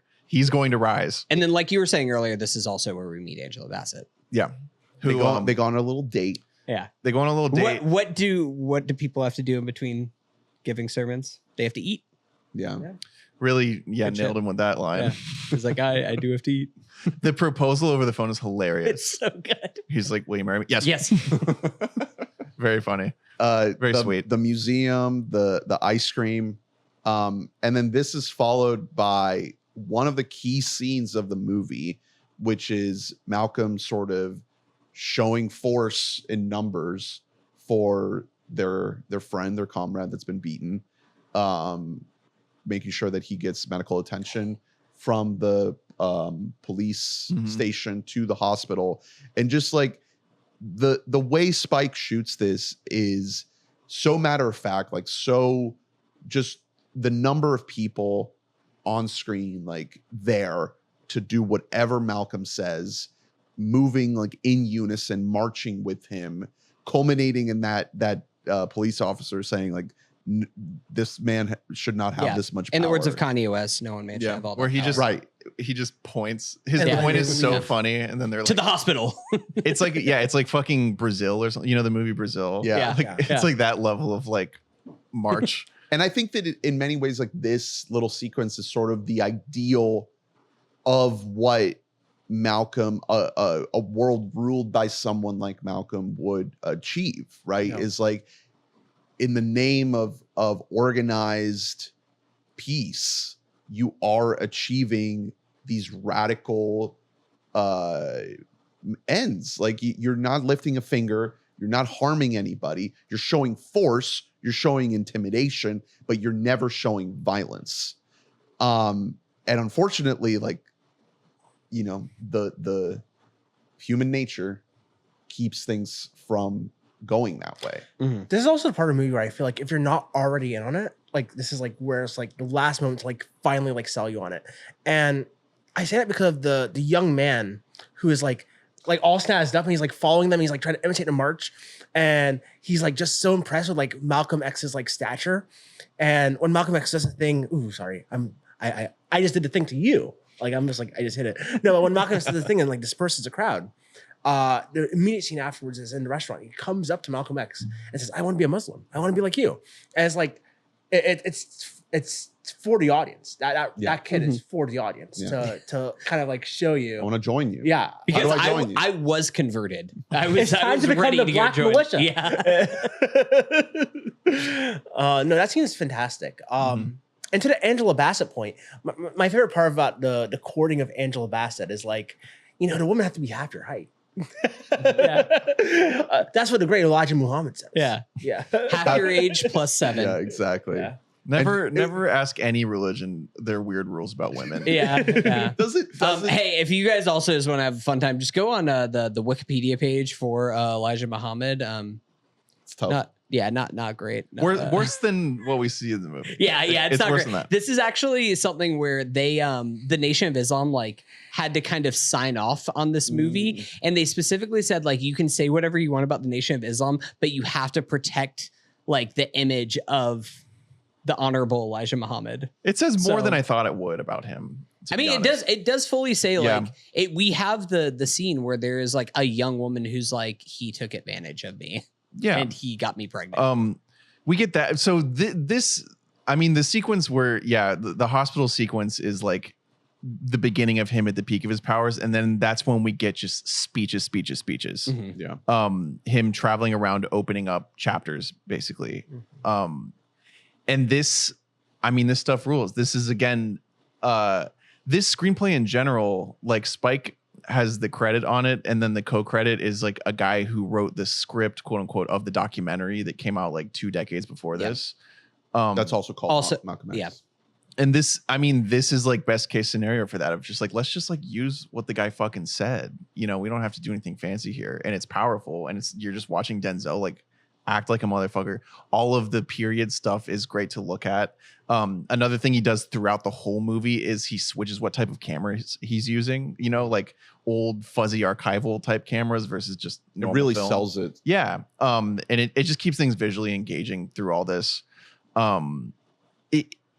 So At what point is this the section where we get the JFK thing? no, well, No, so that's that's like the tail end. narrow. that comes later, because this is him like he's the GOAT. You know what I mean? Yeah. We don't Yeah. even know that there are issues behind the We scenes. do yet. start to get like the scene, the points of like Baines going to Elijah Muhammad and people saying that like, oh, people He's are got too much concerned that heat. he's like, He's got too much he's bigger juice. than the message. The irony is, I think that it's right after that, shortly after that, that there's the whole thing about like, they think that you're becoming bigger than the church. And then that's when Denzel is giving a speech in front of 100-foot Yeah. poster of Elijah Muhammad. It's And- like, we're not going to and look Elijah behind that door. and Elijah's sitting there with a crown and like wayfarers on. Everything I have is due to Elijah Muhammad. Yeah. And it's important to note that before that scene, Elijah makes him his national minister, right? Right. Yeah. And that's like pretty. Open up like, a chapter in pivotal. Detroit Yeah. and all these other places. Yeah. So all the other, you know, like higher ups already don't like him because he rose crazy fast. And then all it takes is one slip up for then Elijah Muhammad to be like, okay, what the hell? And with the teenage girls who were impregnated. Tough. Yeah. So then we start sort of our descent Yeah. into things getting bad. I think that's like right after that scene is whenever the JFK shooting happens. The JFK stuff happened. Well, I think before that though, we already get a really great scene between Angela Bassett and Denzel. Oh where my she, God. Yes. That fight is crazy. Yeah, it's awesome stuff where she's asking him to like question the thing that he sworn that he would never question. Basically, it's really powerful. And then he meets the women's just like straight up, which that's another like almost like unintentional comedy where like you're like, yeah, I mean, can't really argue with that. He comes back home and he's like, all right, fine, you got me there. And then the JFK stuff. The movie takes many opportunities to follow up on the seeds planted during the prison, right? Like in the prison, he's sort of being introduced to all these ideas, you know, the literalization of the hair moose, right? Like the idea that whiteness is this sickness that in order to like become, it has to be expunged. In order to like become the full expression of his black self, we have to go back to Africa. Of Africa. Yes, he has to like get through all of this, and so many of the context of the speeches and everything that people are using to point to him as being this radical, it ties back to the prison, to these ideas of like black supremacy and like focusing specifically on the excellence of black people. And that's what gets pointed to as him being like this extremist, this radical. And I think that you have these two converging, maybe it's more than two, but like mainly two, these converging vectors of like, okay, he is making good on these teachings, right? He is building on these ideas that were instilled in the prison. And because of the attention and the public image that keeps growing and growing and growing, he is being perceived as this extreme radical person that must be stopped at all costs. We also, around here is when we get the iconic slow zoom shot of him interspersed with all the footage, the archival footage, people talking about Malcolm X in the news, a lot of MLK stuff. Because it is important for at some point for the movie to contrast them and their approaches to all this. And it just slowly zooms in on Denzel just looking right to camera, doing the finger thing. That to me is like the Mo Better Blues, like sex scenes of, of this movie where it's just like, God damn, you're good. Yeah. You're good at shooting this stuff. You're good at just hitting me with a theme just by two shots back to back, basically. Yep. It just works. Isn't it kind of funny how many memes have spawned from this? Like the banging, the banging on the table. But like I was thinking, since we were talking about the right before the Angela Bassett fight, there's a scene where someone confronts him about it, like in like a hall, and he says that brother's starving line, and and like it's about the what Elijah Muhammad is doing to this young woman. And I'm like, that's so funny because like the context that we use is that brother starving is so different from what it's used for in the movie. It's so funny. It's such a great line. I have not seen that meme. No, that you brother's starving. No? I've seen that brother starving. I know the meme that you're talking about. I feel like that's like out of circulation. No, you gotta bring that meme back. We should. It's in the vault. Yeah. They put it back in the vault. That's the thumbnail of this episode. It's like us. It's like that brother starving. That's like an old head meme because I see the banging on the table way more. Yeah, oh yeah, definitely. But that moment though, that brother starving moment is almost like it feels like a horror movie scene, where he's getting lifted and carried away. He's like, no, you gotta stop before it's too late. Like, it's terrifying. And it's just a guy who like knows. I feel like that happens a couple times in the movie where there's these little brief hints at the demise that's coming, whether that's someone the get your hand out of my pocket guy. Yeah. Whether it's like someone directly like speaking something like that, or like you called out the gunshot sounds that you hear. Like Spike throws a lot of things in here because he knows that we know how the story ends. The JFK moment, I'm curious how you guys read this because basically what happens is this comment that he makes about the chickens coming home to roost, about how like the assassination of JFK is essentially a direct consequence of American imperialism, both domestically and abroad, and just the violence that America instills on its own people. black, brown, poor, everything, and Was foreigners. You want us to weigh in? Like, was it wrong? right or wrong? No. Yeah. And foreigners. Yeah. No, but I'm curious, just like in the context of how Spike plays it, this is essentially furthering the story of the Nation of Islam thinking that Malcolm is outgrowing the box that they want to put him in.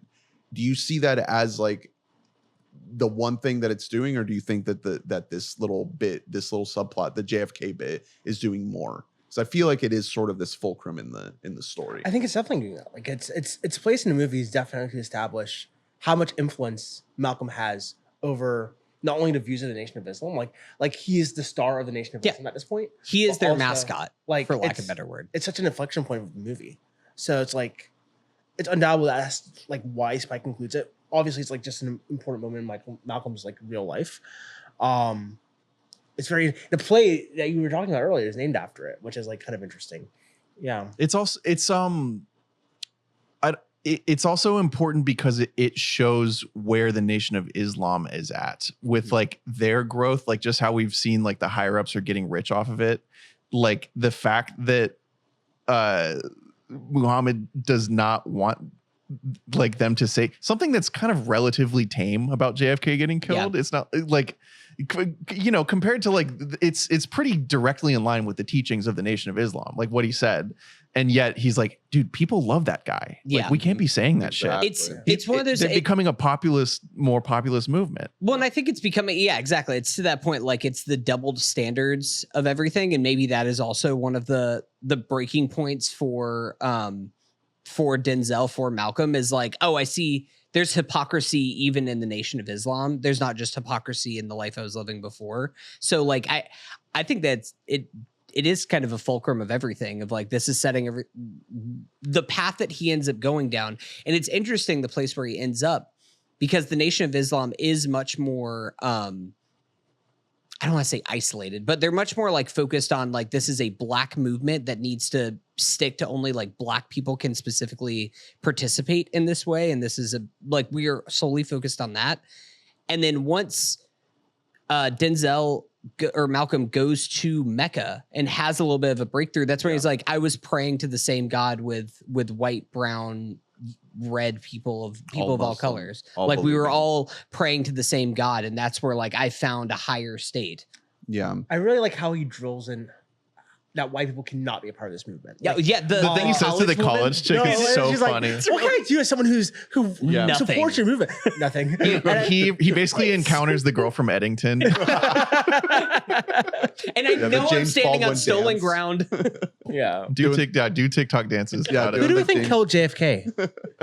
The feds. Should we? I did think, like, while I was watching this, I was like, damn, I need to fire up JFK after this. And I was like, that is a 7-hour double feature, but feds all day. Hey, man. Hey. I mean, what I think the movie that's happening in the background of this movie is, FBI, CIA, whatever, some agency collaborating with the Nation of Islam. They all want to. I mean, it's like Malcolm. it's explicitly shown at a certain point. I mean, that way it is kind of like JFK, where JFK is a little bit more muddled for who actually killed him than Malcolm X. Yeah, Malcolm X, we have a pretty good idea. Yeah, we know what happened there. But like Spike Lee is saying like firmly, like it was the Nation of Islam with the help of the CIA. Like this is done. It's a done deal. I'm putting it in the vault now and locking the key. I respect that so much. Yeah.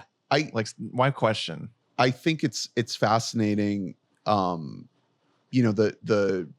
obviously like you can't pack every little detail of how it went down in the movie, but the choice to include what they did, the line that they fixate on is, I was not mad that JFK died. I was glad. There's something like that.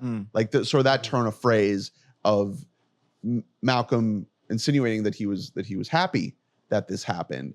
And I think that's like a perfect lead in to that piece of those antagonists like collaborating to take him down. because it's like, it's a perfect excuse. It's like, it's not just enough. It's not just even the CIA were like, shit, well, we killed JFK too. Do you think that we can like double dip and kill 2 of these guys? Well, it's not that he just said his opinion about what JFK represented and the reasons why someone may want to kill JFK. It's that he said that he thought it was a good thing that it happened. I think it's entirely they don't give a fuck what he said about JFK at all. The reason they killed him is because of everything that he was because he doing. had too much power. Yeah, the JFK thing I think was completely non-consequential of them. You think that was more of like a media thing than it just was? I mean, yeah, it was more that he's like empowering the exact people they don't want to have any power. Like that's his entire life's work. Like they probably had tabs on him for a good while, I would imagine. Because everything he does was like directly in opposite of what they're trying to do. I think it also just seeds the idea of the role of violence in this man's life, right? Like he comes from being terrorized by the Klan, right? And all these images of his house being set on fire and all of that. And that then happens after JFK statement. No. In his youth, childhood home, in his youth, and it all just culminating in his assassination. And what I'm sort of tossing around in my head is like, kind of going back to the scene of him with his crew outside the police station in the hospital. Is this notion of like, what is the ideal version of the world that Malcolm wants to create? And he is surrounding himself and sort of attracting the types of people that lean towards violence. Well, I think that the fear for the Nation of Islam, to your point, is they don't want to become a religion for radicals. Like that isn't what they want, because that's not like good attention for them to get. Is like, oh, this is the group, the religion that is choosing violence, that is going to kill leaders and everything else like that, because then that's going to kind of cap the ceiling for how much they can grow the messaging that they're trying to do. I guess what I'm trying to say is that like he, in some way, my interpretation of it is that in some way, like his words, the impact of his words and the result that he's trying to achieve by continuing to say these words that are so inflammatory and so pointed and radical, and he knows that even though he truly in his heart believes these things, that they get a rise out of people, and that people are going to be against the things that he says, that it will result in violence. He must know that. He must know that, and he doesn't understand until his trip that there are other ways to achieve the things that he wants to achieve. I think you can read it that way, but this kind of plays into another thought I was having toward where things end up with him at the very end of the movie. Because in real life, there are people, like experts who some kind of theorize that like the reason his stances softened and he became less militant late in his life is because he was scared of dying. Not because of a philosophical shift. Mm-hmm. Yeah. I thought about this take too, but I mean, it can be both, right? Yeah. Like he can be scared of dying, but also know that there is another path. It's just hard. That is more passive. It's hard because like in theory, yes, there is, but also in practice, like if one side is militant and the other isn't, then like you cannot. Yeah, there isn't a path. Radicalism is usually what side. Leads to change. Yeah, like is there in what their aim is, even if the end aim is peace, like is that even realistic to achieve without a little bit of violence? I don't think so, to be honest. Like it's unfortunate. No, I think it kind of speaks to you were talking earlier about the movie going on in the background, but I think also the whole broader civil rights movement. Like Martin Luther King is on the other side, saying we should hold hands with white people, and use them to build our coalition. And they killed him too. But at this moment, I'm thinking to myself, the Nation of Islam killed Malcolm X because he is in opposition now. He is now against Elijah Muhammad. And Elijah Muhammad uses that to make sure he dies. I think it's so much less about the actual statements of like the JFK, what he says about JFK. I think it's just like really, he is now in awe. He's literally in awe. I agree.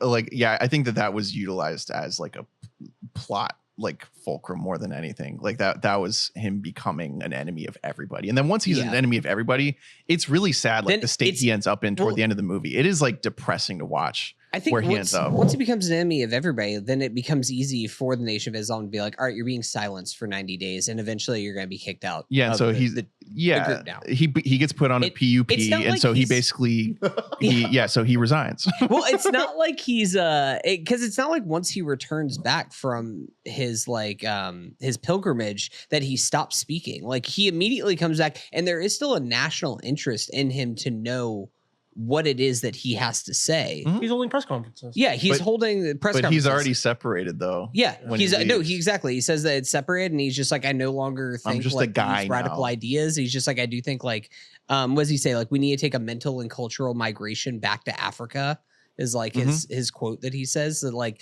but like white people can help now, like with that migration. But they still can't join. Yeah, they still can't join. Right, yeah, but they can help. Let's talk about the trip to Egypt. I love the Super 8 interstitials that we get of like the CIA. The camcorder, and then also just the two CIA guys. They shot at the pyramids in Cairo, and then they also shot at in Mecca in Saudi Arabia. There's a bunch of like interiors and mosques. So right there, that scene that you just pulled up of him in the mosque, of him, and this is all overcut with him like a letter being read by him that he wrote home, but about like him finding some kind of tranquility. I think that these are all like real letters that they found that Malcolm wrote. But that scene, it's like talking to your point earlier, Ernest, about the quiet. That is like my favorite moment of Denzel just praying, and his like a little moment where he's praying, he's looking over each of his shoulders. Like that is such a tranquil moment. It's like, oh, okay, he is finding some kind of transcendence.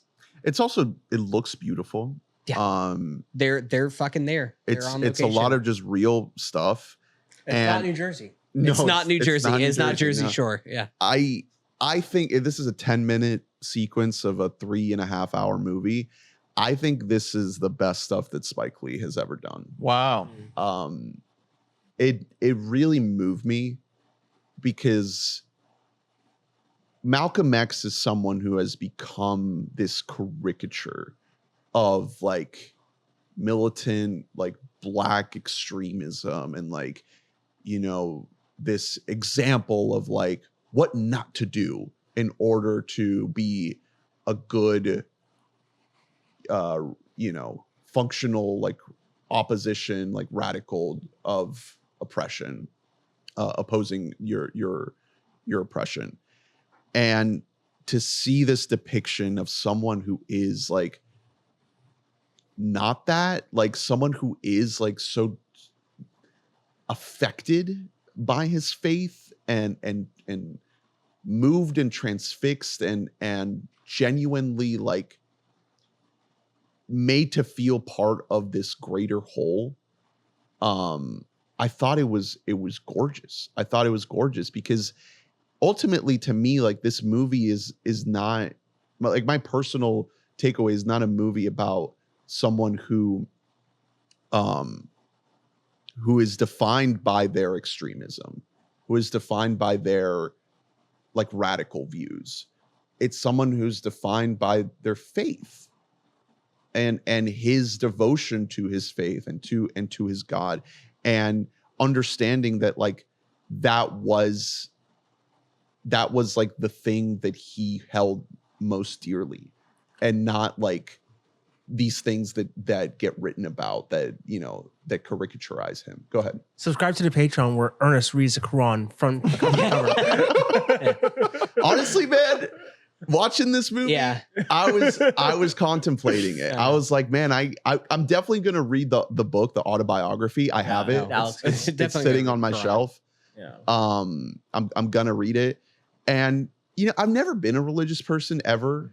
I like don't go to church or anything, and I don't see myself like becoming a religious person Not becoming a Muslim in my life. No, but I am. Just go to jail. I am. I am fascinated. I am so fascinated by the interiority of this character and of this person, and like what Denzel and Spike tapped into here. There is a transcendent, like soulful beauty to this sequence. Very simple sequence that like is a lot of shots of just no one knows how to make a montage like this fucking guy. Yeah. Man. Like he communicates things in it. He doesn't like gloss over things. He is actively selecting shots to communicate shit. Well, also what's so cool about this is like it's being narrated by like what is essentially exposition. It's a letter home. Like it's him talking about his spiritual transformation that he's having. And in the wrong hands, that's just like a bad exposition dump that you're seeing in a movie. But that's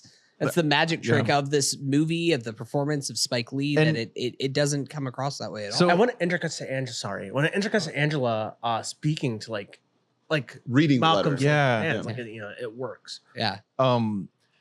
So in addition to like your sort of read on it from the spiritual perspective, I think the biggest, like the way that I interpreted it is like, this is being about a man who was fixated on like righting wrongs. You know what I mean? Like approaching injustice, like really head on. Yeah. And just like the mechanisms that he used to do that just evolved throughout the movie, basically. Like he went from someone who was just generally mad at the world, but couldn't really, felt like he was just kind of flailing, to someone who was introduced to a system that was designed to sort of help people out of that, to realizing the flaws in that system. Yeah.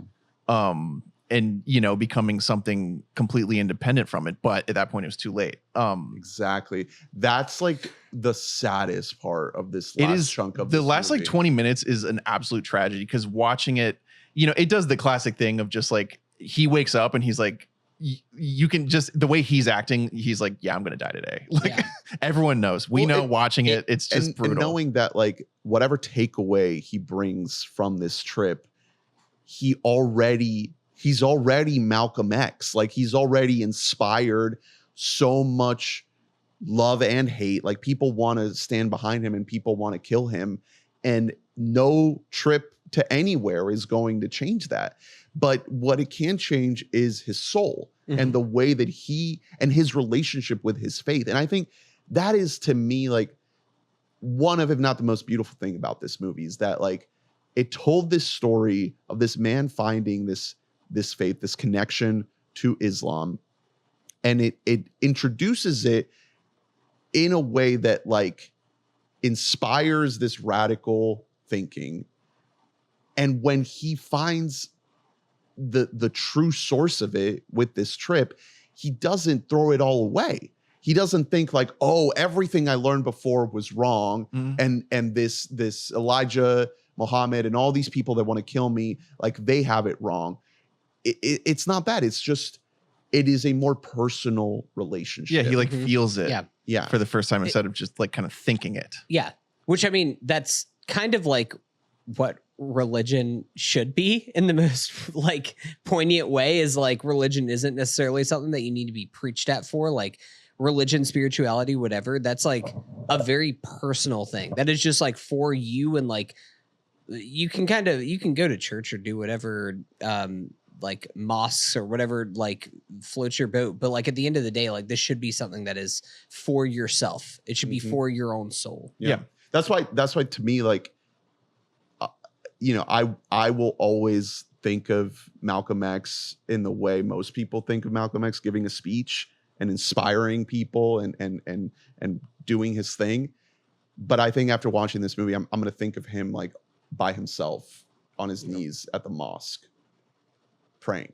Like, and that is an incredible thing for a piece of art to do, to take this icon of history that we have a very charged relationship, understanding whatever you think, and give you an entirely flipped view that feels to me more true than anything else. Do you feel like any other film has recontextualized a historical figure for you like that? JFK. Bohemian Rhapsody. Oliver Stone and Spike Lee. Yeah. That's a great question. Passion of the Christ. No, I'm just kidding. I mean, there aren't many movies that you come to with such baggage, right? Yeah. I mean, Tony. Yeah. Haven't seen it yet. Yeah.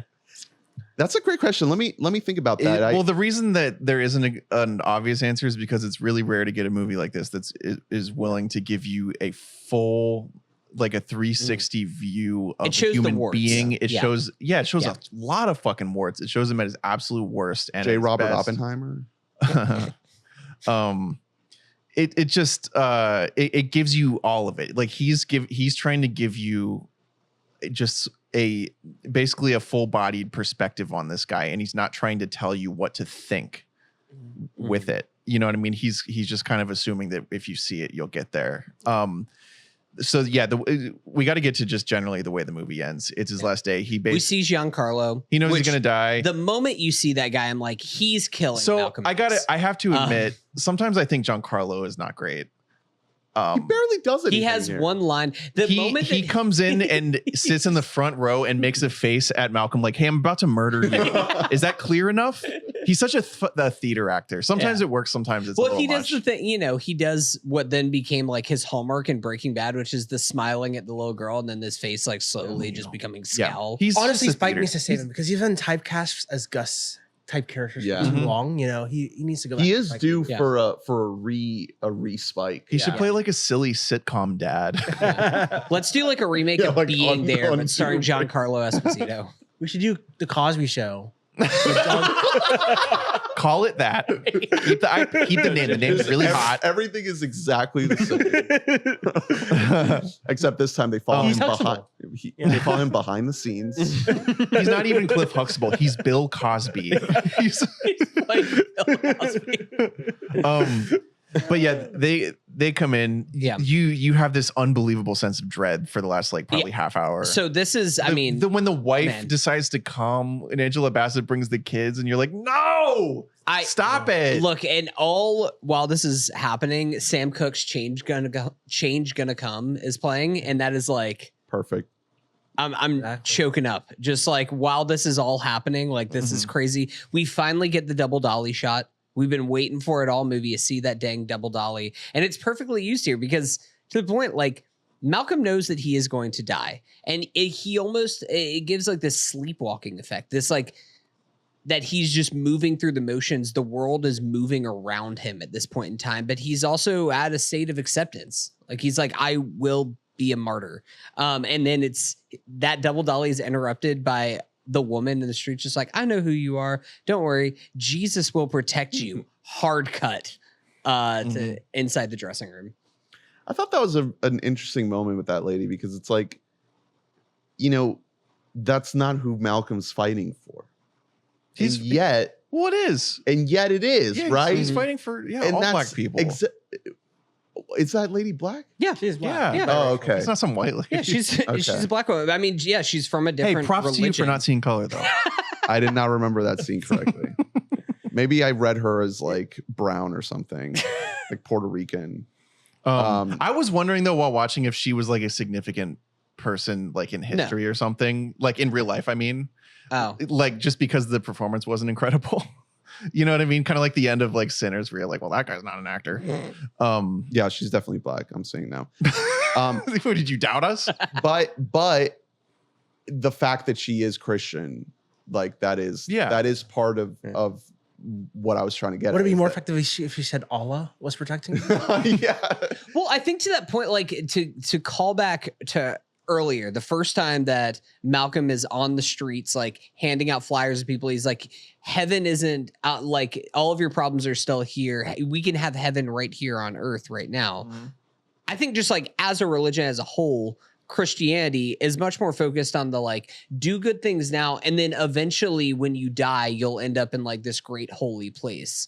And I think that I'm not an expert on Islam or just anything with that religion at all, but I think that they are much more focused on like how can we make, maybe not like heaven on earth Jehovah's Witness style, but like how can we like make the world a better place and like find our own piece of heaven right here.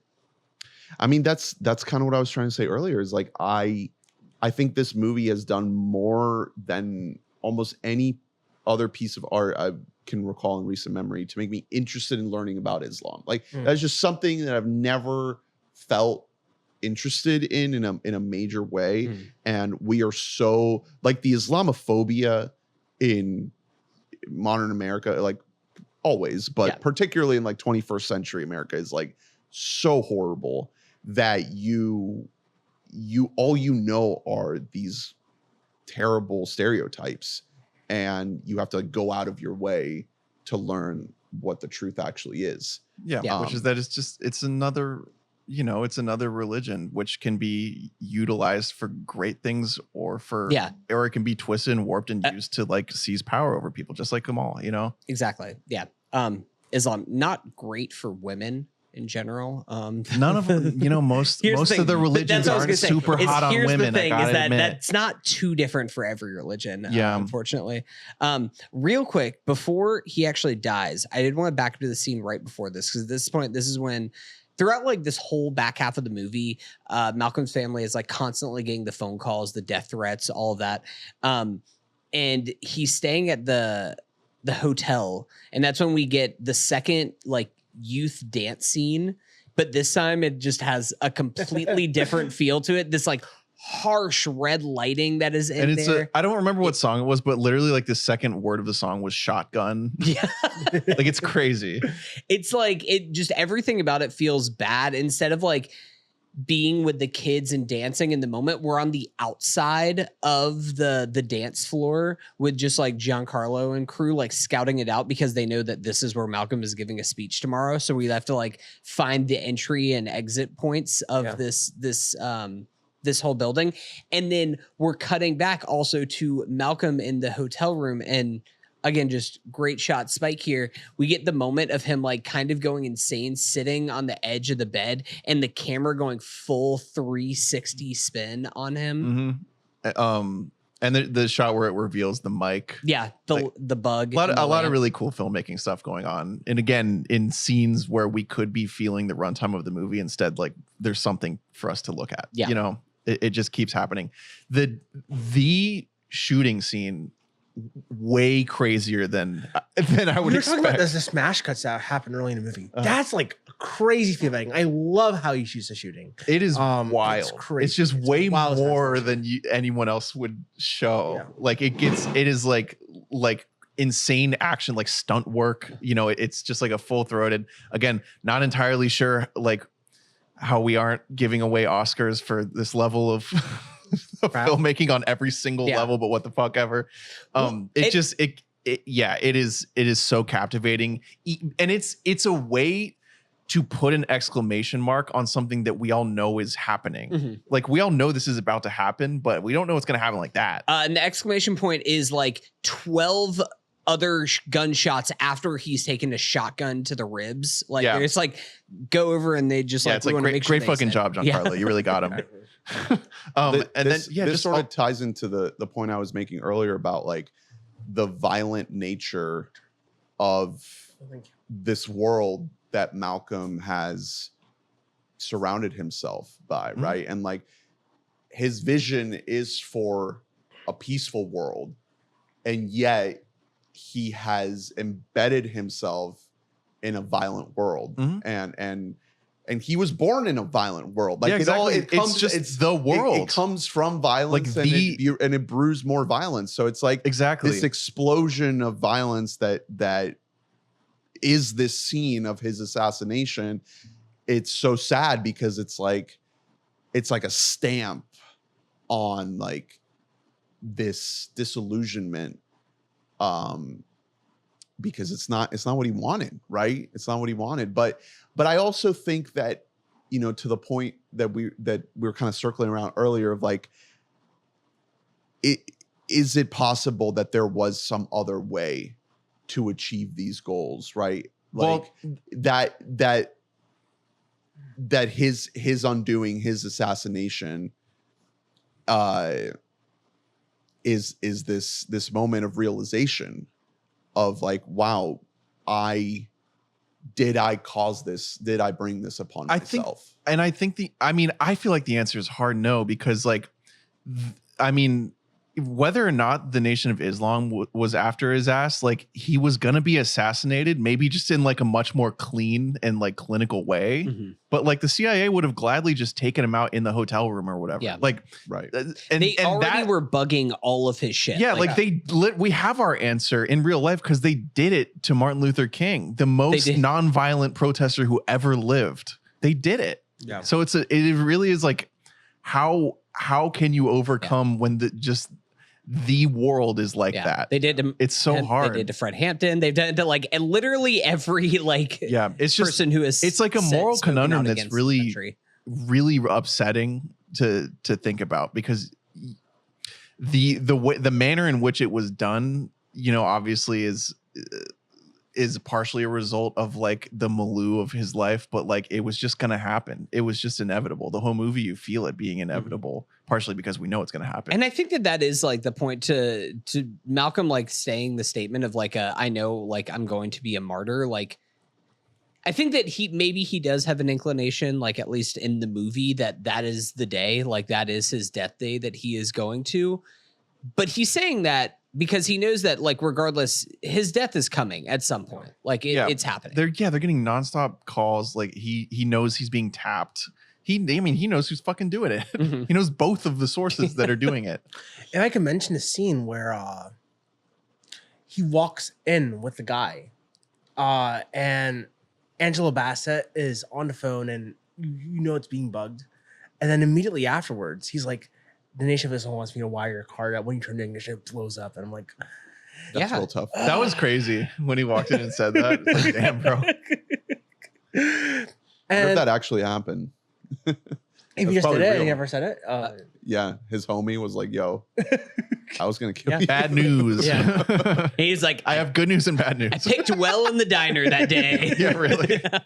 I wonder if Denzel has spoken at all about the choice to give that little smile he gives before the shooting. That knowing. It's quite, I wonder who that came from, if it's a Denzel or a Spike. It's got to be a Denzel thing, because it's what I was saying earlier about like how he allowed himself to be possessed by the spirit of Malcolm X, right? And like if he in his way had some kind of communication with that spirit and was able to talk to Malcolm and ask him like, hey, do you actually think you could have done things differently, or do you think that this is exactly how it needed to happen? Because in all likelihood, maybe Malcolm, whatever form of Malcolm that allowed Denzel to give this performance that he tapped into, maybe he did say like, yeah, this is how it was supposed to go. Maybe I did go too far, but I was supposed to, because that's the only way you get Malcolm X. No, but simply with embodying the larger than life figure, with the scene we were just talking about, I mean, the guy calls him his father. He's not referring to God as his father. He's referring to Malcolm X as his father. You're right. And I'm like, Malcolm literally is him. Like, he's literally him. He's fucking... he's so him. He's becoming Elijah Muhammad almost, Yeah. Like he doesn't want that. Right. And if you hold back, if you go a more subtle, like pacifist route, then it's not Malcolm X. Then it's something else entirely. I also think that it's also just an acknowledgement of like the nightmare that he's been living is about to be over. Like Spike takes great lengths to show the torture that is his life, and his wife and children are suffering every day because of it. And I think that like there's an amount of like, it's over now. Like their life is going to be marginally more normal if I'm gone.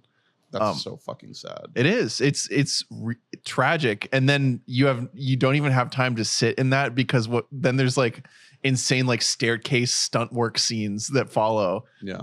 It goes so big. It almost reminds me of like the Riot and Do the Right Thing, where it's just like, whoa, we're going all the way there. I like Giancarlo. I like his screaming. It's almost like I like once they've got him pinned down. Yeah, he's delivering. It's almost like he just doesn't know how to be what I was gonna say that's what I was about to say. Is he's playing it big. He's playing it very big. It's almost like he's giving what I got from that little bit of performance is like he was channeling something else, whether it's whatever kickback he was getting from the FBI or the CIA, but like this expulsion of violence is like it came out of him, and now it's like this exorcism almost that it's almost like he's convulsing because he's been possessed by this higher power of violence. It's kind of horrifying. Yeah. I do think we should get to the coda, the epilogue. Very end. So the movie, it decides to keep going, which I was not expecting. Spike keeps going. We get a lot of archival footage of Malcolm, culminating in a incredible cameo appearance by Nelson Mandela. His only role in any film. It's so out of nowhere. I'd never seen this movie before. This is the first time I ever saw this movie. Okay. Was this your first time too, Drew? Mm-hmm. Okay. Yeah. I had no idea that Nelson fucking Mandela is the last scene of this movie. And this is like still crazy. like what a flex. Apartheid is like still happening. This is the lead up in 1992. Essentially, this appearance in this film is essentially the lead up to him running for president. Like he gets out of prison, he shoots this scene, and then he announces he's going to run for president. And like the themes of this movie, the enormity of like what Malcolm X represented and what the South Africans were dealing with apartheid, and how Spike is choosing to collapse all of this together. Obviously, you have the Rodney King stuff, the LA Riot stuff, like opening the movie and closing it with this like current moment in 1992 of Nelson Mandela about to like run for president, end apartheid in South Africa. Like that is one of the best, like riskiest, most insane choices I've ever seen in any movie. And it fits again to the point that we made at the beginning of like the intersection of star, filmmaker, subject matter, everything. He adds another layer to it with Mandela to be like, okay, it's not enough to just make the movie about the guy with the guy as the guy. Like it's all together. Like I have to add this other layer of applying it to current events and letting you know that this story of, 40s, 50s, 60s is still going right now. And also it's not just unique to America either. Exactly. Like this is a worldwide thing. It's and that's like after we get the moment too of all the kids going like, I'm Malcolm X. I'm Malcolm X. Beautiful. Which that in its own would be like a perfect end cap to the movie. But then bringing in Nelson Mandela, to your point, another funny thing from the featurette that they put in there was Nelson Mandela is like, I'll read everything on the script exactly how it's written, except for I can't say this final line. So the last line is like, this day which we intend to bring. And then we cut to real life Malcolm X saying, by any means necessary. Because since he was running for president, he was like, I can't say by any means necessary. Baller. Political brain. Yeah. Shit. Smart man. Malcolm X, man. Fucking awesome movie. Let's do categories. Yeah, this is the longest time we've ever spent on the movie before just getting to categories. It's worth it. For our series, we like to close things out with our categories. First category, favorite scene. Kyle, you got a favorite scene? There's so many. Yes, it's a tough one. I mentioned it earlier. I think I'm gonna have to go with the roulette scene. Yeah. Really? As far as just a single scene in the movie. Fire. It's funny because that, like, I said it earlier, but like that being in a movie about Malcolm X, like that just doesn't happen. You know that like that it's like, specific that's like a different guy. You know that was like the scene that like the studio execs were like, okay, just cut the Russian roulette scene. Yeah. Like Spike was like, no, I will not cut this out. That's a incredible moment because I do think this is a movie of great scenes, but I almost think it's a movie of better, like, I think of it more of as like a movie of sequences. Mhm. Like my favorite sequence of the movie is probably the prison sequence. Like that entire. Yeah, if you want Um, to cheat, whatever. But What's that? Well, I know it's like cheating. 20. I can't choose that. I'm just saying like that is my favorite like entire like 20-minute section of the movie because it's something that feels like the most movie in some ways, but it's also like Yeah. the best. yeah, where it shit. just for like a half hour, you get like Black Islam Shawshank. Yeah, Like- literally It's that. almost Yeah. necessary when crafting like an epic like this to just have like a narrative structure that's like fully built up of like just these massive moments, like just huge sequences, huge swaths of time just bundled up, you know? Mhm. And a close second has to be like the march when they're walking to the hospital. And Yeah. Yeah, Oh, that's a great so one, cool. actually. Yeah, that's probably it. I was gonna say the argument between Malcolm and Angela that's a Bassett. great one. Mm. It's That's like really- it's just yeah. like We've stunning never had a fight acting. before. It's crazy acting. Yeah, It's Egypt and Mecca for me. yeah. Mhm. I mean, as far That as just converted you. Yeah. there's a Quran right here. No, I mean, as far as like seeing like that, it's incredible, unreal.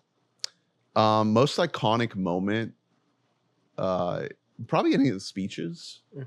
The speeches that I think the speech in front of the big poster of Elijah Muhammad. the slow zoom shot too, I think, is like that image of him doing the finger thing. Mhm.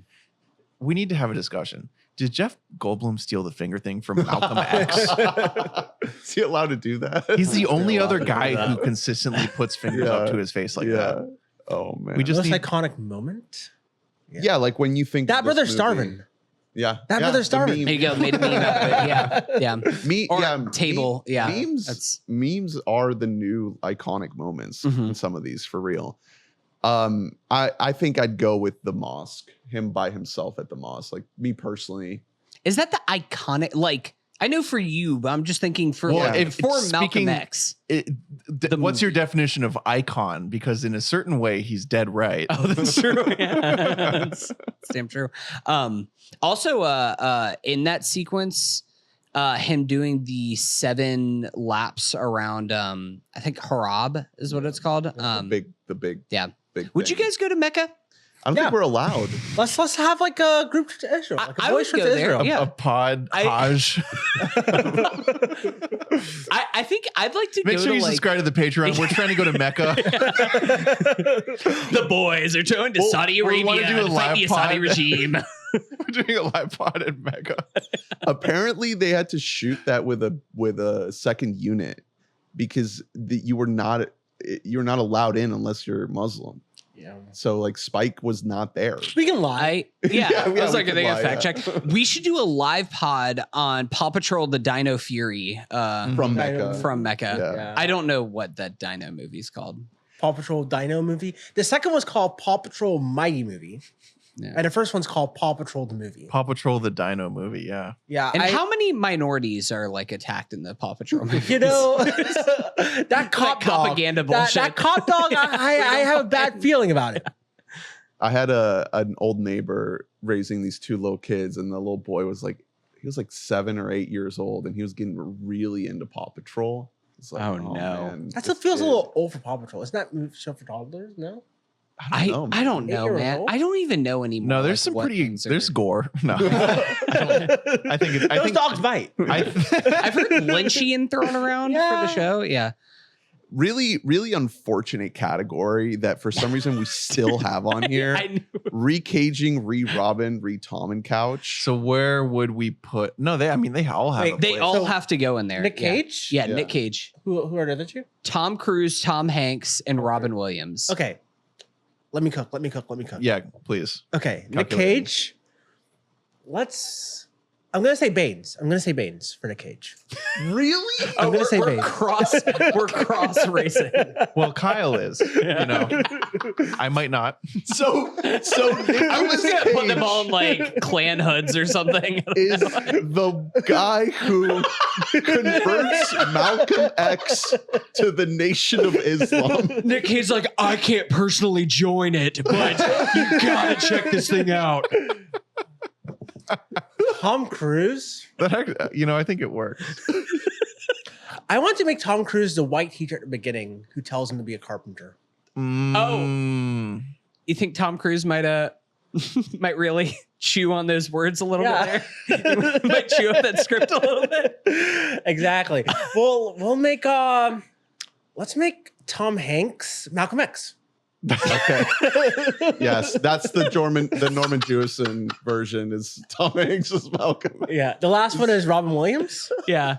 We can make him the police officer who's like, that guy has too much power. Too much power for a black man. Mm-hmm. Yeah. Yeah. Okay. The cop who says that is the guy who played the dad on Everybody Loves Raymond. Oh, really? The old man. Yeah.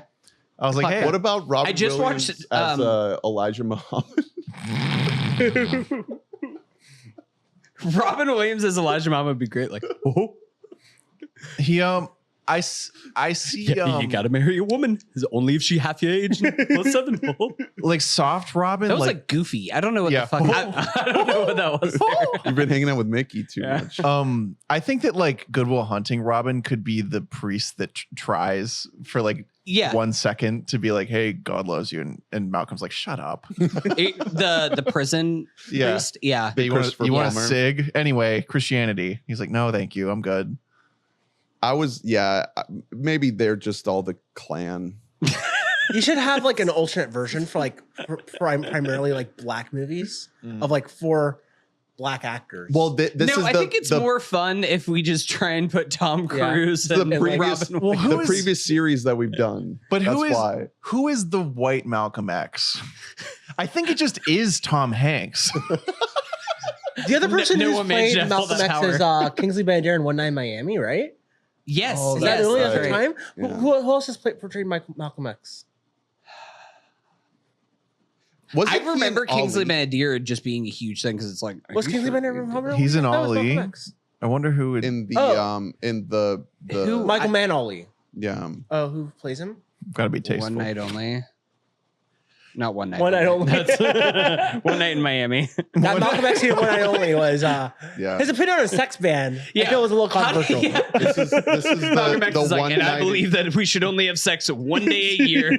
This is the one night a year you're allowed to be Muslim. Wait, when is Regina King make another movie? She should make the Malcolm X reboot. Let's do this. Boom. Give Regina King more jobs. Girl Malcolm X. That's a gender swap Malcolm X. Girl boss Malcolm X. We can get who's a popular black actress right now? So Mario Van Peebles plays Malcolm X in Michael Mann's Ali. Wow. Have you seen his sweet? Is it? It might be his dad who made it, Melvin Van Peebles, but Sweet Badass, is that what it's called? No. This guy looks like he should be playing like Lenny Kravitz. Yeah, he's got like a really square jaw. Okay, next category. How many Denzels out of 5? It's an easy 5. Yeah. I think that this is now like this is the gold standard of this. Yeah, it's every It has it's everything. every facet of Denzel. It's every piece of Denzel. And then best outfit, it's a lot of suits. The suits in the beginning. Yeah, that's what. Yeah. Although the thing is, when Delroy steps in and is like, "Hey, what are you wearing?" I was kind of like, "Good." Yeah. Like, this is a crazy ass suit he's wearing. I feel like Malcolm's not wearing that suit. I feel like it's an important step in becoming Malcolm is like not wearing suits. Doesn't like he have a really nice suit? Once Delroy kind of takes him under his wing, I think There's like, a lot while of they're colorful doing- suits in that first like hour. That's what I'm saying. I think that there's like 1 or 2 really nice suits. Also, whenever he gets brought under the wing. They're just like a more modern fit and like a little. I love the suits in the very beginning with the hat. It's better. true. It's just Spike cool. in those suits is so funny because so he's so goofy. little and those He suits looks like are he's wearing his giant. dad's suit. Yeah. I would maybe go for the final fit in the cold with the hat with the double dolly shot. Yeah. That's a great fit. I thought you were gonna go somewhere else. Uh, I thought you were gonna go him with like the harab, the robe. it's a solid fit. Yeah. Now that I you're, don't mind it. And But by the way, member. you watch us on YouTube if you're not. Ernest is wearing that, right? yeah, this entire. yeah, the full like toga situation. I wanted to ask. Yeah. Any other thoughts on the movie? I had one note we didn't get to. Just like an interesting tidbit from the Criterion. Spike Lee showed this film to the Warner Brothers executives the day that the Rodney King verdict came out. Yeah. So the movie opens with the beating. Obviously, like riots are like hanging over the city of LA. Literally on fire. Or I guess that would happen after. At what point were the riots before or after? The riots were when the verdict came out. Okay. So it was the day it was about to happen. The riots were like starting right now. So yeah, the the initial Warner Brothers executive screening was like in the middle of this, which I thought was like very pointed. Like obviously the decision that Spike has here is it's all very, very intentional. And also just the fact that a studio like Warner Brothers put this movie out, like a major studio. Obviously they cut the funding and, didn't let him finish it. But Warner Brothers have always been an ally. Like, have you ever seen the T-shirt that says, "If you see the police, Warner allies"? We'll see you next week, everybody. Any final thoughts on Malcolm X, Spike Lee, Denzel Washington? Anything we didn't get? Shout out Muslims. Shout out Muslims. Yeah, shout out Muslims. We don't say that enough. Free Palestine. Speaking of, in a bunch of the behind the scenes stuff, I guess when they're shooting in Africa, Spike Lee's just wearing a keffiyeh. Oh, just straight up, just rocking it. Free Palestine. So many Boom. great fits that Spike Lee is wearing. He's never pictures. not in a sick fit. Yeah. He like invented directors having drip. Yeah. I love that Knicks outfit, like the orange and blue that he wore to Cannes when Highest Lows were premiering. Yeah. That's such a great fit. He's so cool. He's just like Coolest the guy. coolest dude. I would love Cool to, little man. I would love to be hanging out with him post Knicks victory. Yeah, can you imagine like just the party with like him and Timmy and all of New York's finest? Bro. Tracy Morgan, Life. Spike, the boys. That's like the most that I've just been like, fuck. I wish I was just in fucking New York City right now. It was just that whole championship. so true. Kyle, thank you so much. No, coming thank on you the for having show. me on. It's so kind of you guys to invite me on for this. It's been a treat. Please let the people know where to find you. Plug away. Bro, I have nothing. I don't exist. You said you have a letterbox. You shouted out your letterbox. Oh, I have a letterbox. It's KYELUS, Kylus. And I think Hunter follows me. I think I follow Ernest you. follows me. Drew might follow me. What I love, yeah, what I if you love check about right now. your letterbox is you're not afraid to be harsh. Yeah. Am I? No, I feel like I hold back a lot. See, you have some hot takes. There's some movies I know that I'll see on here. I'm like, what's Kyle got? And Give me I'm an like, example. 2.5 stars for this. Whoa. I gave End of Oak Street 2 stars, which we recorded a little segment on that should be coming out another time. But I love movies and I love talking about movies. What are you excited for the rest of the year? Wildwood is probably my most anticipated. Primetime is up there. Primetime is great. Thankfully, I'm Let's going go. to. I attend every year. This is going to be my 4th year attending the Toronto International Film Festival. I'm actually wearing my TIFF hat right now. Yeah. I'm wearing a TIFF 50. Nice. Oh, yeah. I that's saw so Life cool. of Chuck there, which is what Hunter's repping. So I'm going to be. What's your Life of Chuck take? I don't like it. But also, Ernest, I don't like delete the podcast. I don't like a lot of Mike Flanagan. When Ernest Me said neither. that Ewan McGregor's good in Dr. Sleep, I was like cringing. I was like, oh man, should I spit facts right now? I do 'Cause- not fuck with Flanagan. Yeah, but It's okay Carrie's to be playing wrong there at about TIFF. things Should I go sometimes. see it? Should I see Carrie? Are they playing the entire show? You're gonna. So usually for the primetime section, 8 hours? They do like full screening sometimes, but sometimes it's like just like 2 episodes. But usually you can find a day where we're doing the most episodes. But no, I mean I'm just not like at TIFF. I'm excited to see like Bucking Fastford, of course. Herzog. Yeah, I'm excited to see All of a Sudden. So there's a few movies there I'm really hyped for. Yeah, what's coming out later this year? Dune Messiah. Dune, obviously. Obviously. Yeah, so a few movies I'm really hyped for. Probably going to be a banger. I'm sure I'll see you at some press screenings as well. I'm sure I'll convince Sarah to invite me. I like last year I was trying to figure out a way to make TIFF happen this year and it didn't because Oh, man, you should know. I went to Italy and Greece this year, so I could make Toronto happen. But next year, I really want to try and go. Okay. I want to do Sundance or TIFF next year. Or Mecca. Or Mecca. One of those three is going to happen. boys trip is going to happen. Or Tel Aviv. I heard that things are going great over there. Boys right trip now. made it out of the group chat, and it's us at Mecca, like praying. Yeah. And we could totally pivot the pod. That's a really untapped demo right now that we could get. We're building a golf course at Mecca. Look, I think the Saudis, they would love to invest in podcasts. Yeah. They're pulling out of Live so that they can invest in our podcast. Do you buy a ticket to TIFF? No, so I write for, I guess, kind of a controversial figure in the Central Florida film community. I write for Skip for From the Fourth Row, and I use that to get a press badge. There you go. Nice. And I enjoy writing for him. He's usually pretty nice, and so I guess you can find my reviews there sometimes. You know, I sometimes write over there. And he goes to No, goes he to does not Toronto? go. He does not travel internationally. So Oh, okay. I go to TIFF and I get to review movies, and it's That's pretty awesome. cool. He doesn't or he cannot. He's on a no-fly list. I think he doesn't. I think he doesn't want to go. Actually, I forgot to shout out my most anticipated movie of the rest of the year is actually probably Julia Loktev's documentary "My Undesirable Friends" Part 2, Exile. Her first part. It's a 5-hour documentary on Putin's reign over Russia and how he squanders international journalists.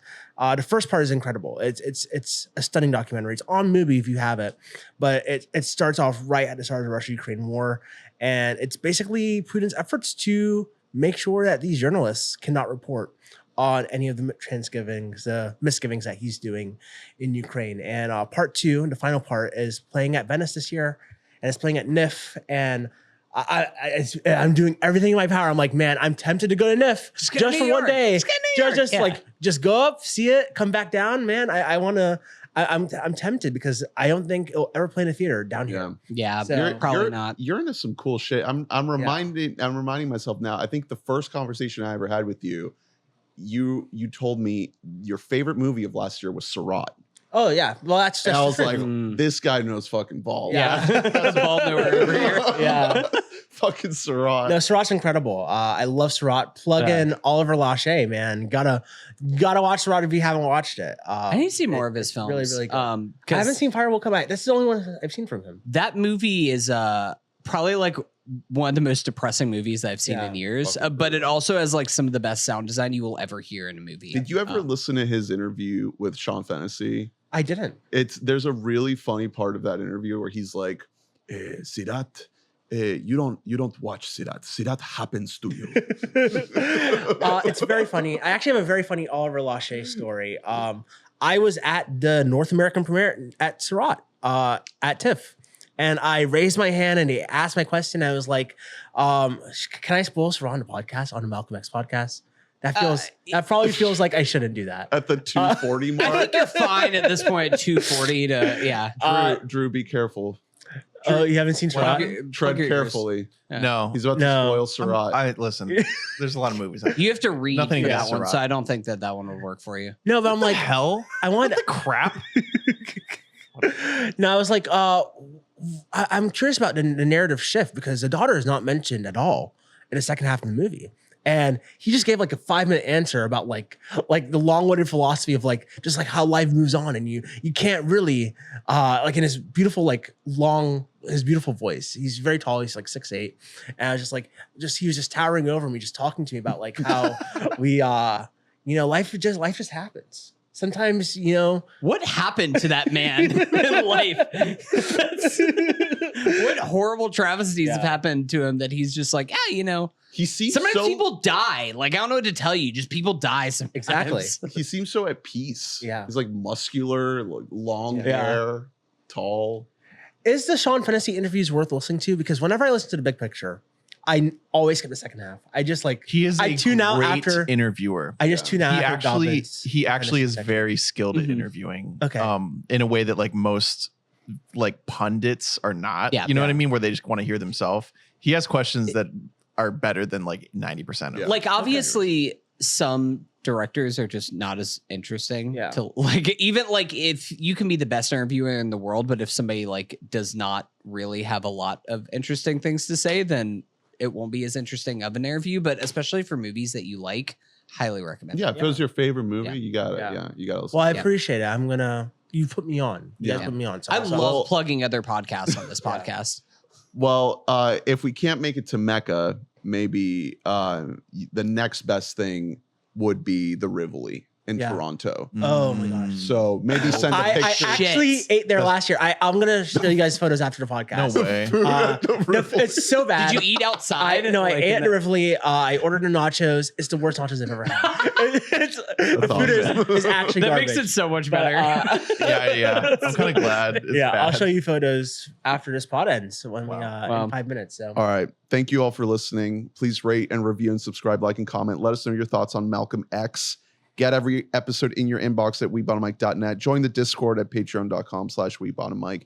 Next week, we continue our Malcolm X series. Denzel series. Uh, It's just Malcolm X now. We're just following his continued our journey. Denzel series Is it he got with the Pelican Brief.